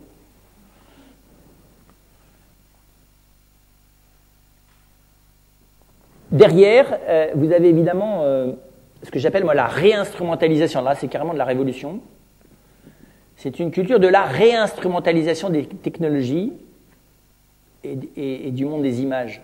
Ça, c'est pas rien, ça. C'est remettre l'outil... Enfin, comment vous dire ça? C'est d'arrêter de se vider de son sang, quoi. C'est d'arrêter l'hémorragie. Or, l'hémorragie aujourd'hui, c'est que notre énergie est utilisée de manière totalement excessive par la gestion des technologies et des images. Et cette énergie n'est pas à notre service propre. Vous voyez, la part de l'énergie qu'on utilise à se servir du système et la part de l'énergie dont on se sert pour exister et partager notre existence les uns avec les autres n'est plus proportionnée. Alors, si vous avez la chance de vivre à la campagne, restez-y. Enfin, vous voyez, je ne sais pas comment dire ça, mais même on peut être à la campagne dès qu'on a Internet et tout ce que vous voudrez. Je vous dis, la part de la complexité du système administratif, législatif, fiscal, organisationnel et tout ce que vous voudrez, plus les technologies, plus le monde de la communication, il vous reste quoi pour vous? Donc, réinstrumentaliser, c'est mesurer comment est-ce que les outils que j'utilise sont proportionnés à mon énergie. Vous voyez, je ne sais pas comment vous dire ça. Vous savez, c'est comme quand vous soulevez des poids. Vous entrez dans une salle d'haltérophilie. Bon, vous n'allez pas vous précipiter vers les machins à 2 fois 150 kilos, non? Alors pourquoi vous faites ça dans l'ordre de la com? Pourquoi vous attendez la 5G qui va vous décérébrer la tête à haute vitesse? Et les lunettes, là, les machins, là, vous savez, qui vont vous faire être dans le monde virtuel bien plus sympa que dans le réel. La vie sous héroïne, sous cocaïne, pardon, ça finit toujours mal. Voilà, donc là, il y a une vraie question de réinstrumentaliser, de remettre à leur place, et ça, c'est une culture de la résistance. C'est évidemment pas voilà, le monde économique comme tel, ni le monde politique qui en dépend, qui va le favoriser. On pourrait appeler ça la résistance au robot, si vous voulez. Et puis derrière, comment vous dire ça, resituer l'espérance. Fondamentalement, la terreur, on lutte contre elle en situant... alors évidemment, situer notre horizon d'existence que à l'échelle terrestre, ne pas émettre l'hypothèse que ma vie puisse continuer au-delà, c'est sûr que ça réduit pas mal ma vulnérabilité face à la mort, face à la souffrance, face à l'épreuve, face à la catastrophe, et évidemment, je suis plus facilement terrorisable. Et c'est pas facile de trouver un juste équilibre entre la prétention qu'il existe une vie au-delà qui fait qu'on en a apparemment, ou soi-disant, rien à faire de la vie d'ici parce qu'on est pressé d'aller là-bas, et le fait de se cramponner à la vie d'ici comme elle était la seule à avoir un sens, et que finalement, la vie devait consister à protéger mon petit bien individuel, même s'il faut sacrifier le bien de tous les autres. Vous voyez, parce que si vraiment il n'y a rien après, je vois vraiment pas pourquoi j'irais m'occuper des gens qui sont un peu plus loin. Pour quelle raison vous iriez vous soucier de la Syrie et des réfugiés? Au nom de quoi? De ma part, d'humanité, c'est du baratin verbal, ça. C'est très intéressant, ça, de savoir. Cherchez pourquoi est-ce que les gens, autrement que de l'émotion compassionnelle primaire et simpliste, prétendent être en vraie solidarité avec les gens qui souffrent. Et vous verrez que, parce que très profondément, inconsciemment, pour eux, il y a quelque chose de la vie qui n'est pas uniquement évaluable par mon bonheur purement terrestre. Vous lisez ça chez Auguste Comte, positiviste, athée, mieux tu ne peux pas faire. Il n'a pas pu s'empêcher de créer un catéchisme avec une nouvelle religion. Lisez le catéchisme d'Auguste Comte. C'est la partie pas sérieuse. Enfin, lui, il se prenait très au sérieux. Vous savez, il a remplacé le signe de croix par les 3 cerveaux. Vous savez, il avait une devise, je ne sais plus comment c'est, en fonction des 3 cerveaux. Il avait beaucoup réfléchi. Et alors, il y avait un calendrier des personnes célèbres, donc ils s'immortalisaient parce qu'on allait faire mémoire d'eux toute leur vie, puisqu'ils avaient été des gens célèbres. Donc, il avait, à la place des saints. Mais c'est une vraie question, ça. Je suis d'autant plus terrorisable que j'envisage la surface de mon existence comme réduite à mon périmètre vital. Je suis d'autant moins terrorisable que j'estime ou que j'ai fait l'expérience que la solidarité effective que j'ai avec un certain nombre de personnes transcende réellement mon champ personnel. Ma vie est plus large que la perception que j'en ai. Il n'y a que ça qui permet, si quelque chose de ma vie, non pas se prolonge, mais se vit dans ceux que j'aime et que je connais, dans ceux qui sont plus loin de moi, et même d'une certaine manière dans les autres membres de la famille humaine. S'il y a quelque chose de moi qui bat dans le cœur des autres, alors c'est différent. Jamais le mal ne pourra m'anéantir entièrement, puisqu'on s'appelle la famille humaine. Alors je ne suis pas en train de vous faire du transpersonnel à 3 balles, qui fait que je n'existe que dans le grand tout, où tout est mélangé, où mon identité n'est qu'une apparence parce qu'on est tous le même truc. Mais c'est une vraie question, ça. C'est une vraie question. Et elle n'est pas séparable de la question d'une vie au-delà de la mort. Les deux choses se tiennent. Je n'ai pas le temps de le développer là. Mais le rapport à l'espérance, le rapport à la mort, le rapport à l'au-delà de la mort et le rapport à la peur et à la terreur sont des choses qui sont inséparables les unes des autres. Dire, moi j'ai absolument pas peur, je ne suis pas terrorisable, et pourtant mon existence, de toute façon, s'arrêtera à ma mort, et elle n'a pas d'autre sens que d'être une existence matérielle dans laquelle chacun profite pour lui-même, pas possible. C'est pas tenable comme position. Parce que vous allez devoir protéger votre bien, ou le bien de votre cercle immédiat, contre les autres. Donc la notion, dès que vous serez menacé, c'est ce qu'on a observé dans les camps, vous préférez votre vie contre celle des autres. Réflexe humain normal.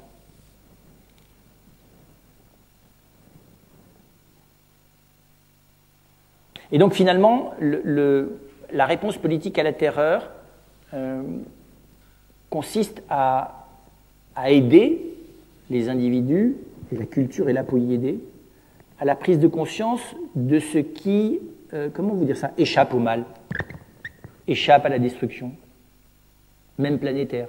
Ce qui relève, comment vous dire ça, oui, ce qui n'est pas destructible matériellement. C'est pas facile, ça. C'est une vraie question. C'est vrai, la planète est-elle réductible à rien? Sommes-nous anéantissables? C'est une vraie question. Matériellement, oui. Matériellement, oui. On en a les moyens. Et en plus, on les perfectionne. Puis en plus, même, on les met en œuvre, climatiquement. Et oui, il y a une vraie question là, qui n'est pas simple. Alors, les religions donnent des réponses différentes à cette question, et des fois des réponses qui sont illusoires. Le mieux de cette réponse, c'est les Mormons. Les Mormons, ils vous expliquent que dans la vie future, vous allez vous retrouver avec la même, quasiment, maison de vacances que celle que vous aviez, les mêmes mœurs que l'Amérique des années 60, vous voyez, avec votre famille, sur votre planète, home sweet home. Et vos amis, je pense, sont sur des planètes proches, d'ailleurs, à condition que vos amis qui sont de vos amis soient vos amis. Enfin, je pense que dans la vie éternelle, c'est résolu. Voilà. Et c'est très étonnant de voir que c'est une vraie question. La religion peut se servir de la peur du futur et de l'au-delà de la mort comme la terreur massive, mais une perception de sagesse du fait que la vie humaine ne se réduit pas simplement à mon expérience empirique et matérielle ouvre, vous voyez, une brèche radicale dans la terreur. Ne réellement pas avoir peur de la mort, c'est authentiquement, comment vous dire ça, de manière cohérente, hein, pas possible si je ne suis pas convaincu, pas de manière intellectuelle, mais intuitive, que la vie a un sens au-delà de là.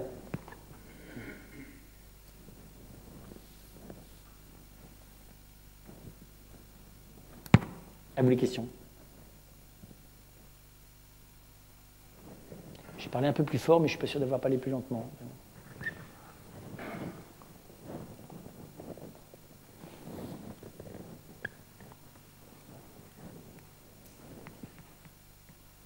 Restez pas terrorisé. Hein.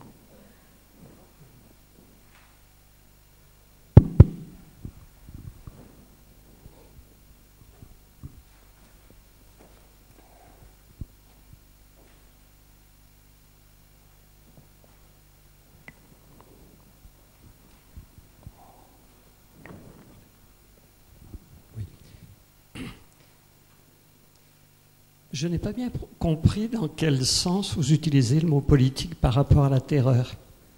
Est-ce que c'est par rapport à une réaction sociale horizontale ou si c'est par rapport à des dirigeants? Alors j'ai utilisé le mot politique, vous avez raison, dans un sens philosophique. C'est pas simplement horizontal, c'est le politique, c'est ce qui regarde notre vie collective. C'est vivre ensemble le politique. Ce sont les règles, la cohérence, mais aussi les autorités et les gens qui, par leur pouvoir et leur autorité, permettent ce politique. Mais le politique, c'est la chose politique, c'est beaucoup plus vaste que les politiques. Et évidemment, la question étant quelle réponse politique à la terreur, je ne pouvais pas parler des hommes politiques parce qu'il faut être sérieux. Voilà. Que dans mon stage, je n'ai même pas envisagé d'y répondre parce que ça ne me semble pas sérieux. Parce qu'aujourd'hui, vous comprenez bien, je pense que les hommes politiques font tout sauf ce qu'on appelle de la politique au sens fort du terme. Qu'ils soient de droite et de gauche. Et je pense d'ailleurs que la raison majeure, c'est leur terreur devant l'image. C'est que c'est des gens qui sont en état de terreur compensatrice. Et que du coup, cette terreur... parce que vous ne pouvez pas agir politiquement en étant 24 heures sur 24 à devoir soumettre l'intégralité de votre vie, privée et publique, au jugement critique de tout le monde. Vous ne pouvez pas vivre. Caligula faisait un peu ça. Sa débauche, comme son génie... c'était qu'à l'intérieur du palais, c'était pas devant tout Rome. Hein. Donc c'est pas possible. Vous pouvez pas vivre en état de devoir rendre en permanence des comptes dans un monde qui en demande alors qu'il n'a plus de valeur. Enfin, on est complètement absurde. Donc je dirais l'inexistence politique des politiques est liée aussi au caractère profondément malsain que les peuples occidentaux et les Français, peut-être en tête de liste, exercent vis-à-vis de cette attente. C'est beaucoup trop facile de se distraire de notre irresponsabilité politique grave en s'occupant d'eux, en les commentant, en faisant des esclandres et des commentaires et tout ce que vous voudrez. C'est pathétique, on est aussi ridicule qu'eux. Allez regarder. D'ailleurs, il n'y a plus de spectacle s'il n'y a plus de spectateurs, hein, c'est bien connu. Hein. Il faudrait cesser le spectacle, il faudrait boycotter systématiquement toute image du monde politique. Vous savez, vous auriez, je sais pas, 10% de la population française qui choisirait d'éteindre sa télévision dès qu'un homme ou une femme politique, fût-il de son bord, parle. Et voilà, il paraît peut-être pas pareil. Hein. Donc je pense voilà, que là, il y a un phénomène, et c'est ce que j'appelais le phénomène de l'image, qui provoque un espèce d'évidement de la prudence. Oui. Oui, j'ai beaucoup aimé votre exposé, et je partage avec vous l'idée qu'il faut, face à ces peurs, redonner de l'espérance et redonner des solidarités.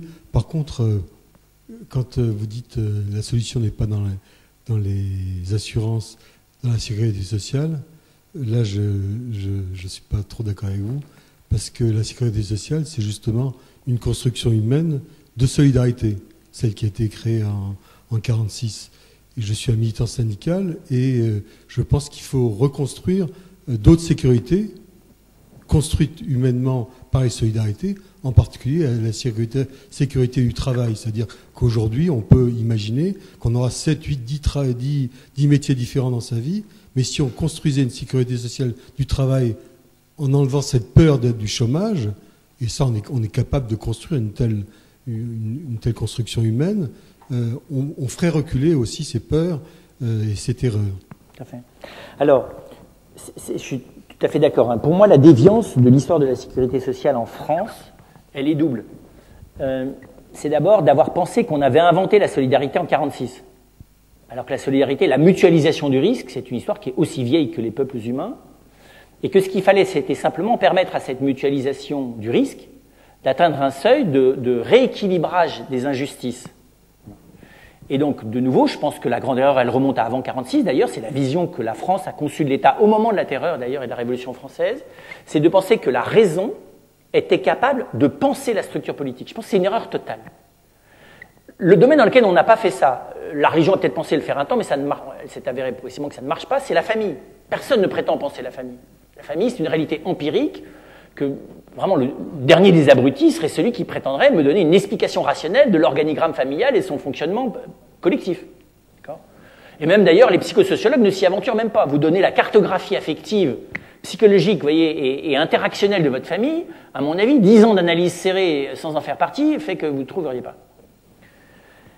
Et donc la grande erreur, elle est celle-là. Elle est d'avoir, politiquement, au lieu de concevoir l'État comme un facilitateur et un régulateur des solidarités effectives respectant la subsidiarité, en partant de mutuelles régionales ou de mutuelles pour tel ou tel groupement de personnes, et au lieu d'opérer mathématiquement, rationnellement et abstraitement une espèce de rééquilibrage global, parce que je sais qu'il existe encore des caisses, mais globalement, tout ça n'est plus vécu ni par les contributeurs que sont les citoyens, ni par les bénéficiaires, comme étant des solidarités où il y a des visages.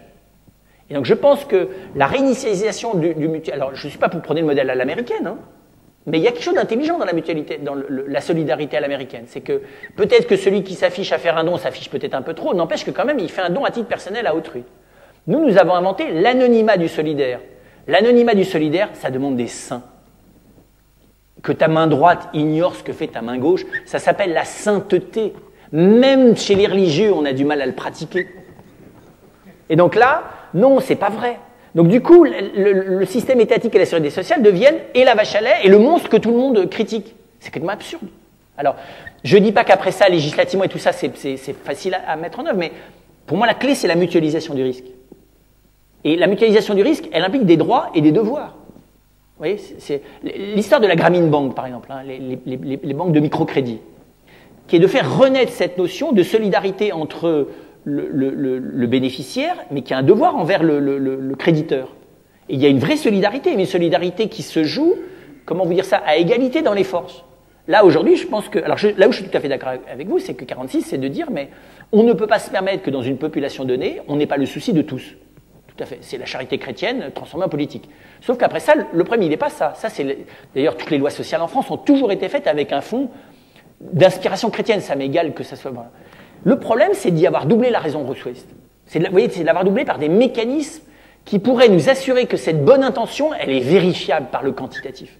C'est ça que je pense l'erreur profonde. Vous voyez, c'est une question d'erreur encore plus profonde. Est-ce que on peut s'en remettre à des gens pour évaluer qualitativement les choses sans qu'elles soient chiffrées? Ça, c'est l'enjeu majeur de l'Occident. Est-ce que c'est le chiffre qui est la loi? Ou est-ce que je suis soumis, je me soumets à l'évaluation qualitative de mon semblable? Énorme problème. Aristote disait, seul le vertueux peut juger de la vertu. Nous, on a inventé que le chiffre va permettre une évaluation objective. Mais tout le monde sait que c'est faux. C'est faux à l'école, c'est faux à l'entreprise, c'est faux partout. Les chiffres, on sait que c'est faux partout. C'est faux dans la finance, c'est faux partout parce que jamais le chiffre ou la législation sur les chiffres, vous voyez, par contre, ça va permettre, de rééquilibrer des masses, je sais pas comment vous dites ça, d'être un outil de lecture, mais pas un outil de décision. Et c'est pour le paradoxe, c'est que vous avez des fois des personnes qui sont là-dedans avec la meilleure bonne volonté du monde, qui sont à côté de gens qui n'en ont rien à faire, qui sont des fonctionnaires du chiffre, vous voyez, et du leur propre d'ailleurs. Et c'est ça la tension entre les deux. C'est que l'intention, pour moi, les moyens politiques que nous avons mis en œuvre, je vous dis, à cause de l'idéologie rousseauiste, qui est de ne pas avoir réussi assez d'humilité devant la chose politique. Vivre ensemble, c'est un mystère. C'est un mystère de vivre ensemble. Qu'est-ce qui me relie à ma communauté? Un contrat social. Mais dans un contrat, tu peux tout mettre en transparence. C'est pour ça que tu rajoutes plein de petits articles en dessous, qu'à la fin, les contrats, ils font comme ça pour que personne ne puisse les lire. Parce qu'il y a quelque chose d'obscur, positivement obscur. C'est comme dans la fécondité, il y a un truc qui n'est pas transparent là-dedans. Et la confiance repose sur cette non-transparence. Vous voyez, c'est ça. Et précisément, une fois que j'apprends à me faire confiance dans la part de l'autre que je n'ai pas identifiée, qui n'est pas encore transparente, c'est là que je la construis, la confiance. C'est là que la terreur ne peut pas m'atteindre. Voilà. Et donc je pense que là-dessus, la tragédie de la France, c'est ça. C'est d'avoir à un moment donné, plutôt que d'opter pour une intelligence, parce que l'intelligence de finesse que prenait Pascal, elle existe dans la culture française, elle existe dans l'art français. Pourquoi on a choisi Rousseau et Descartes, vous pouvez me dire? Ils sont des gens qui, anthropologiquement, sont des régressions massives de la compréhension de la personne humaine. Vous lisez les passions chez Descartes, mais c'est à pleurer de pauvreté. Vous aviez un Pascal et un Descartes. Pourquoi est-ce qu'on a choisi Descartes? Il nous avait dit l'autre, qui a l'esprit de finesse et l'esprit de géométrie. Il nous l'avait dit. Mais il était trop catho, il a eu ses illuminations mystiques, puis en plus il était un peu Port-Royal, donc voilà. Et c'est très bizarre. On a Rousseau et Descartes. Et je trouve, moi, que j'ai un grand respect pour eux comme pré-scientifiques. Mais alors je pense que c'est la dernière école de la compréhension de la personne humaine.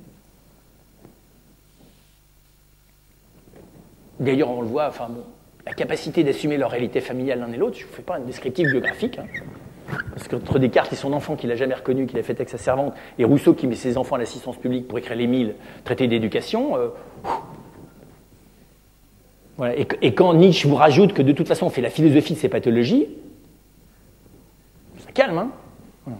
Mais voilà, et pour moi c'est ça le drame français, profondément, hein, il est là-dedans, c'est que, je ne sais pas comment dire ça, on n'a plus l'outil intellectuel qui est à la mesure de ce qu'on a de positif.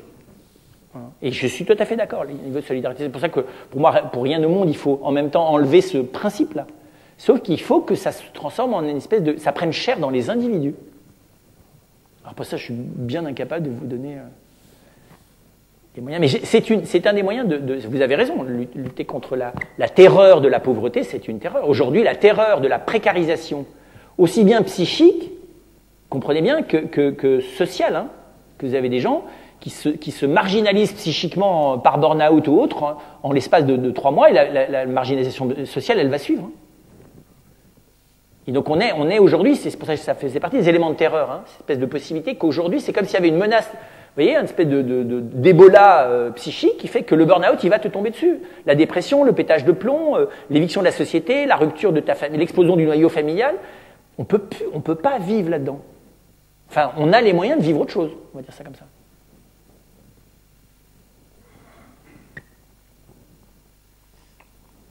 Frère, oui.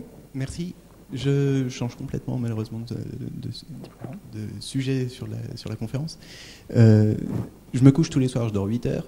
J'essaye un soir sur 3 j'arrive à peu près un soir sur 3 à me coucher en me disant comme ça je serai en forme demain, une bonne attention. Pendant 8 heures, je vais poser aucun acte qui soit proprement humain. Et c'est un peu ma peur, d'autant que vous avez largement insisté sur la dimension très personnelle que peut prendre la terreur en début de conférence. Voilà, comment quelqu'un qui vivrait 8 heures dans le coma, 8 ans dans le coma, il va poser aucun acte personnel pendant ce temps-là. Comment on s'y retrouve à la sortie? D'autant qu'il n'a même pas forcément eu l'occasion de choisir son dernier acte. Et il y a des gens, a priori, qui, de l'extérieur, sont capables de nous réduire à pu être capables même d'utiliser bien notre intelligence pour échapper à cette terreur. Alors, pour moi, contrairement aux apparences, ça suit exactement ce qu'on vient de dire. C'est que la terreur des jeunes générations, c'est l'utilisation maximale des opportunités pour en profiter le maximum versus contre la manipulation intégrale dont on est l'objet 24 heures sur 24. Ça, c'est le mécanisme de pétage de plomb. Et effectivement, c'est pour ça qu'on a inventé de cesser de dormir. En France, la France ne dort plus. Les individus dorment, mais plus la France. À Paris, je me souviens très bien, moi, quand j'avais 16 ans, tu pouvais aller t'allonger, aller vers 4 heures du matin, tu vas t'allonger 2-3 minutes, quoi, au milieu du périph'. Rien que pour jouer, hein.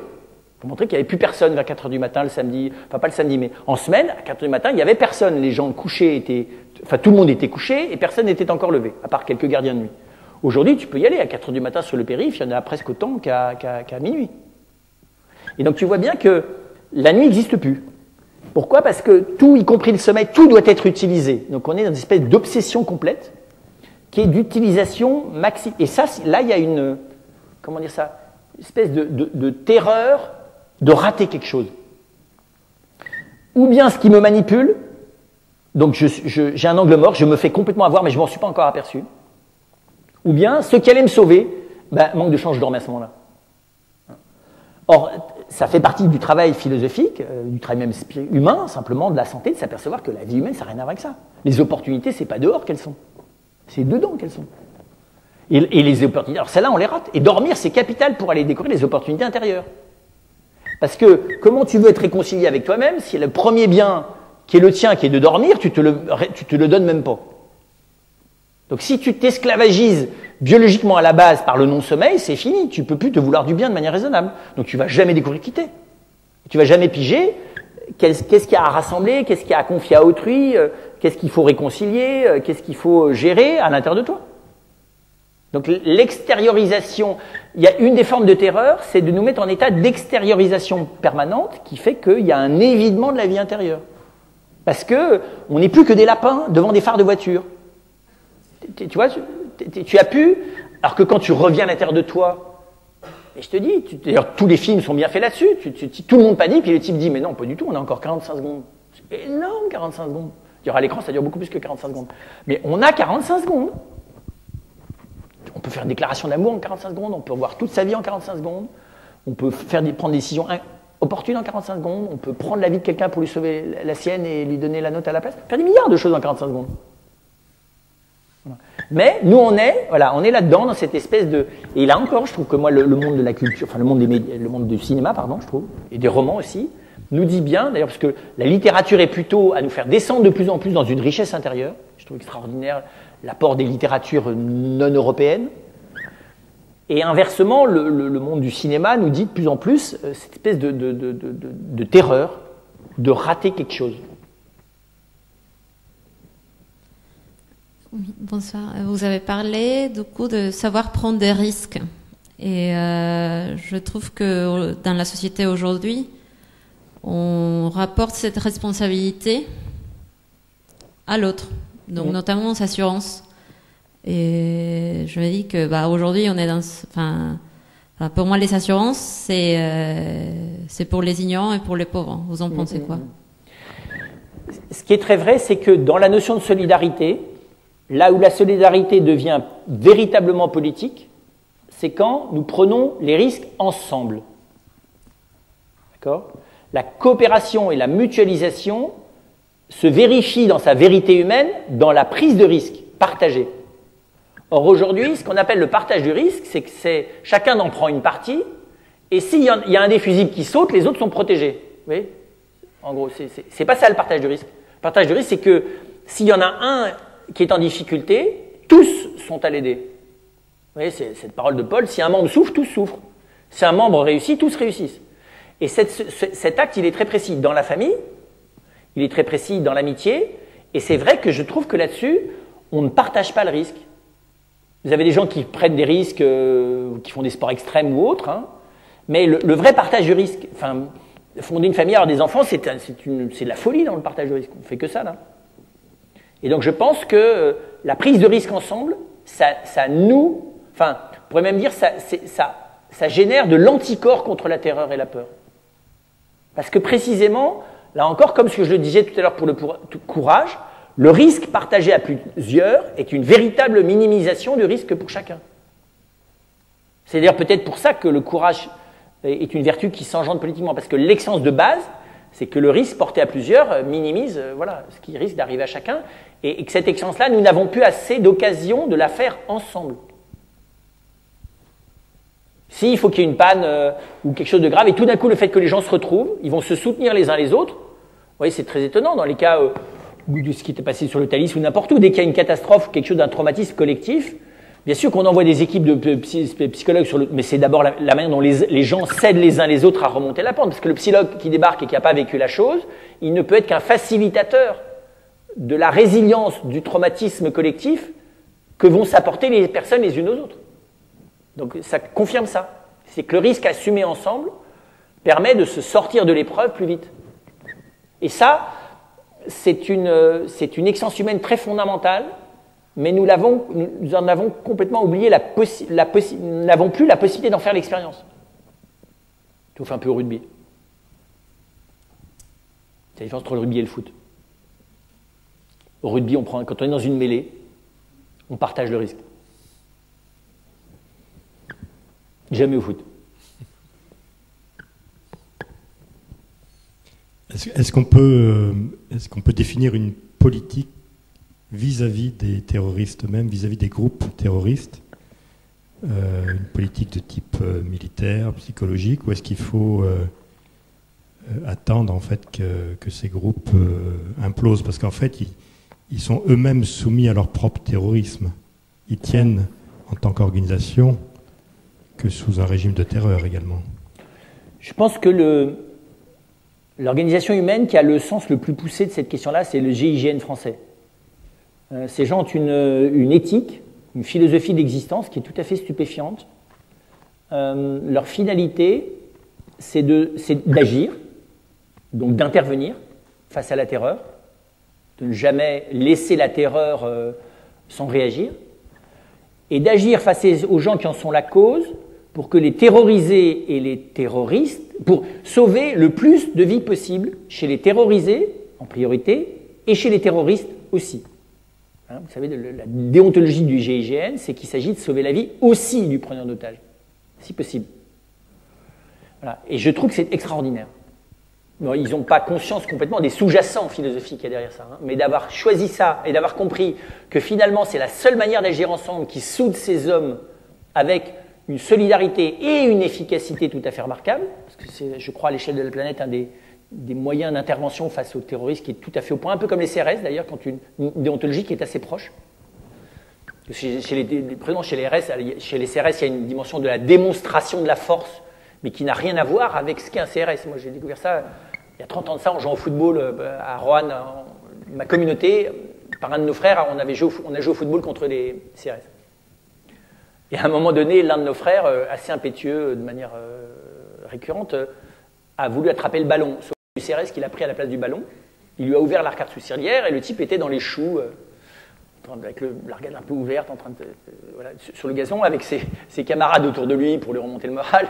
Le frère arrivant à genoux pour demander pardon, et le CRS dit ouais, vous n'êtes pas les mollos, vous. Voilà. Donc là, on a compris que le CRS, c'était pas d'abord un SS, mais que c'était quelqu'un chez qui il y avait d'autant plus d'humanité que du coup, voilà. Et vous le savez peut-être, les CRS sont une organisation d'élite à l'échelle mondiale. Vous n'avez aucune gestion des foules manifestantes qui soit arrivée à un taux aussi bas de blessures et de morts. Voilà. Et c'est très intéressant. Moi, je me suis intéressé derrière. Je ne veux pas dire que tu sais tous des saints, c'est pas du tout ça la question, mais que c'est la déontologie qui est derrière. Et la déontologie qui est derrière, je vous dis, c'est la solidarité pour faire face à la terreur et savoir qu'on est toujours face à des personnes humaines. Je sais par expérience que les CRS arrivent à ne pas péter les plombs face à ce qu'on leur dit, voire aux agressions physiques dont ils sont l'objet, uniquement parce qu'ils sont entraînés à continuer à avoir des personnes en face. Et à aucun moment donné, ils ne laissent la foule se globaliser. Voilà. Et donc je trouve que effectivement, le terroriste, il faut agir, et il faut agir avec avec ce type de déontologie qui est une déontologie avec un Alors, je n'appliquerai pas ça à savoir comment est-ce qu'il faut intervenir en Syrie ou pas en Syrie sur Daesh. Je garderai bien de ça. Mais par contre, la non-intervention, ça fait quand même partie. On l'a su au Kosovo, on l'a su au Rwanda. On est en train d'en refaire l'expérience, ça devient une manie européenne.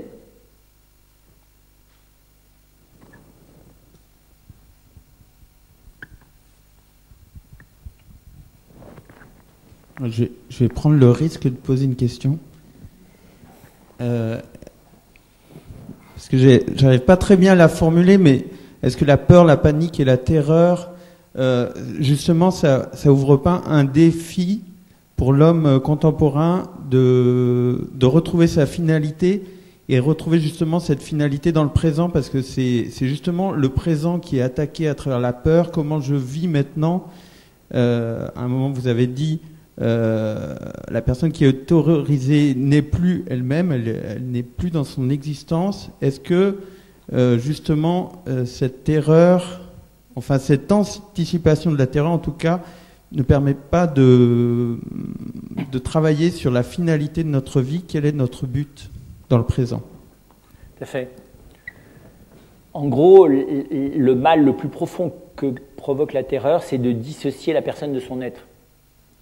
Et donc l'antidote, c'est ce qui permet de connecter la personne sur son être, ça s'appelle l'expérience au sens aristotélicien du terme, c'est-à-dire savoir que ma vie n'est qu'au présent, que la solution à mes questions n'est que dans ce que je suis et ce que sont les autres. Elle n'est pas dans un arrière-monde.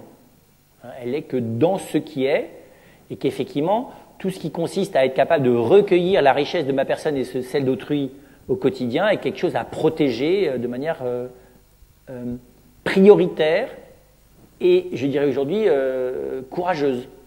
C'est-à-dire qu'en gros, ça réclame du temps, des lieux, des événements et des personnes. Et tant que on ne favorise pas, et c'est ça l'intelligence des solidarités, donc on ne favorise pas le fait que des personnes puissent, à des moments donnés, dans des lieux donnés, se retrouver pour être capables de partager en profondeur avec elles-mêmes et les unes avec les autres.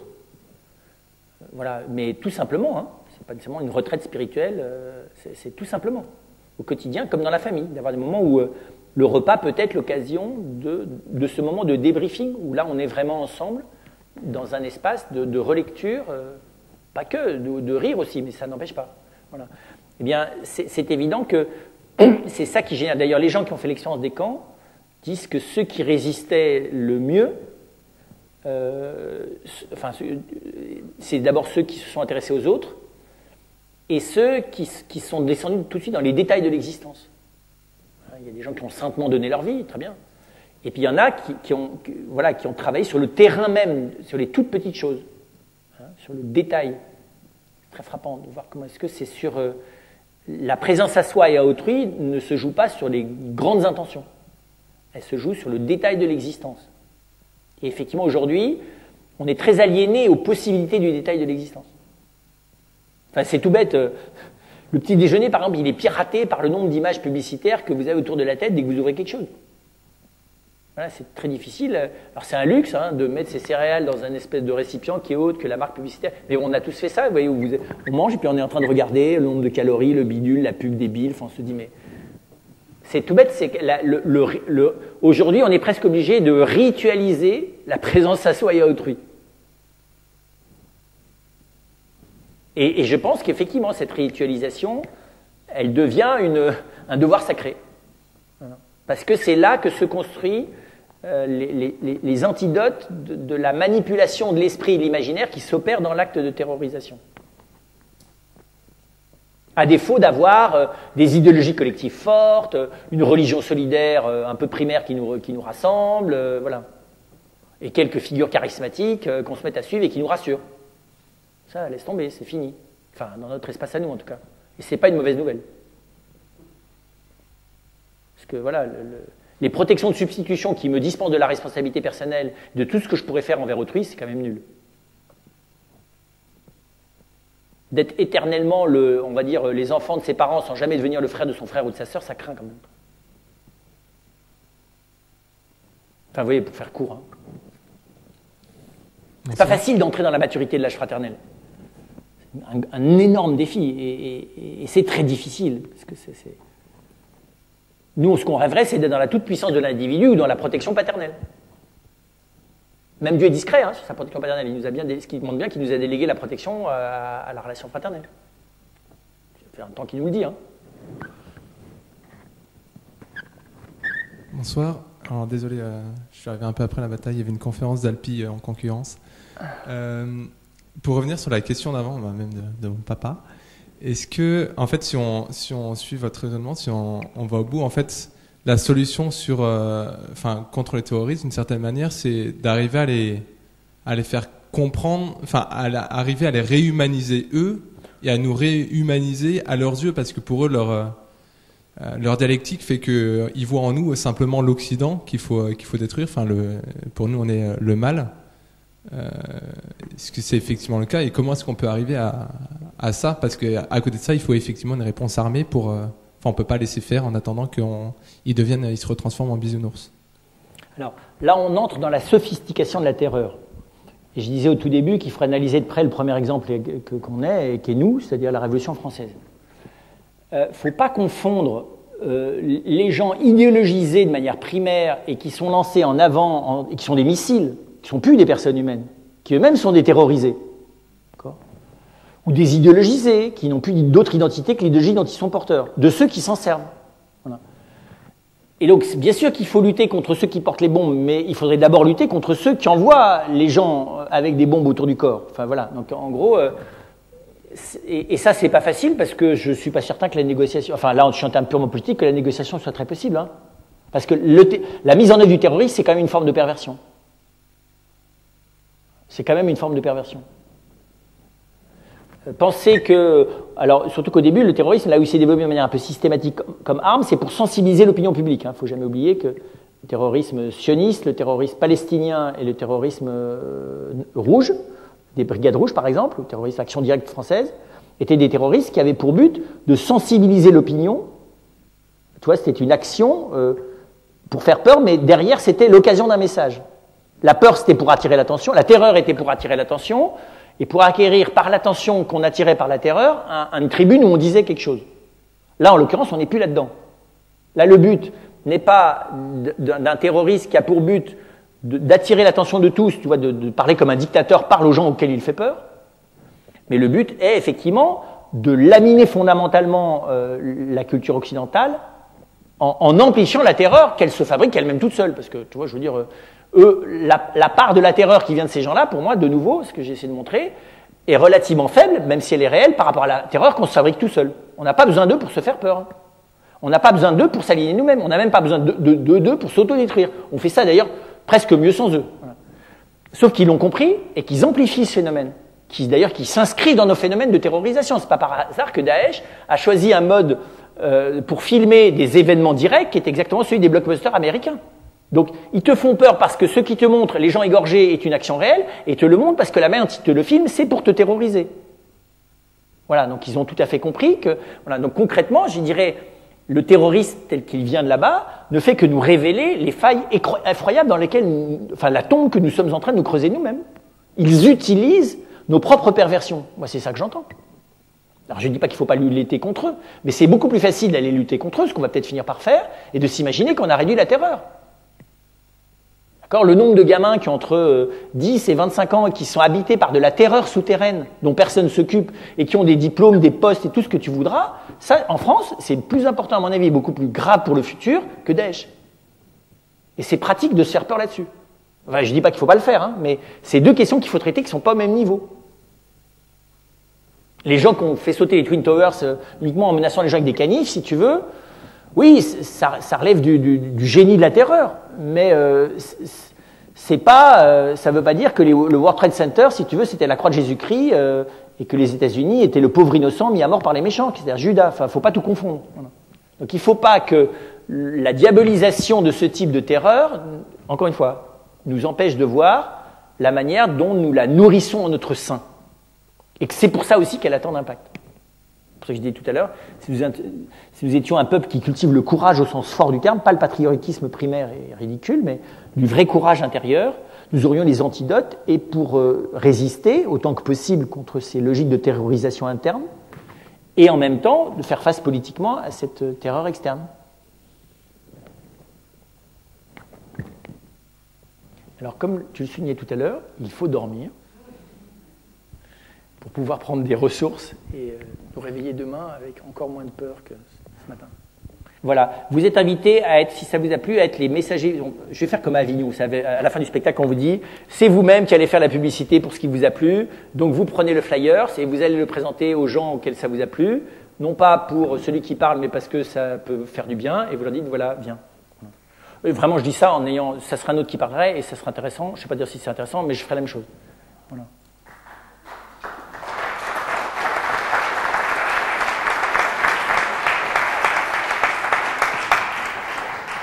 On fera la suite quand même. Vous avez remarqué, peut-on se libérer de la culpabilité? C'est la séance 2.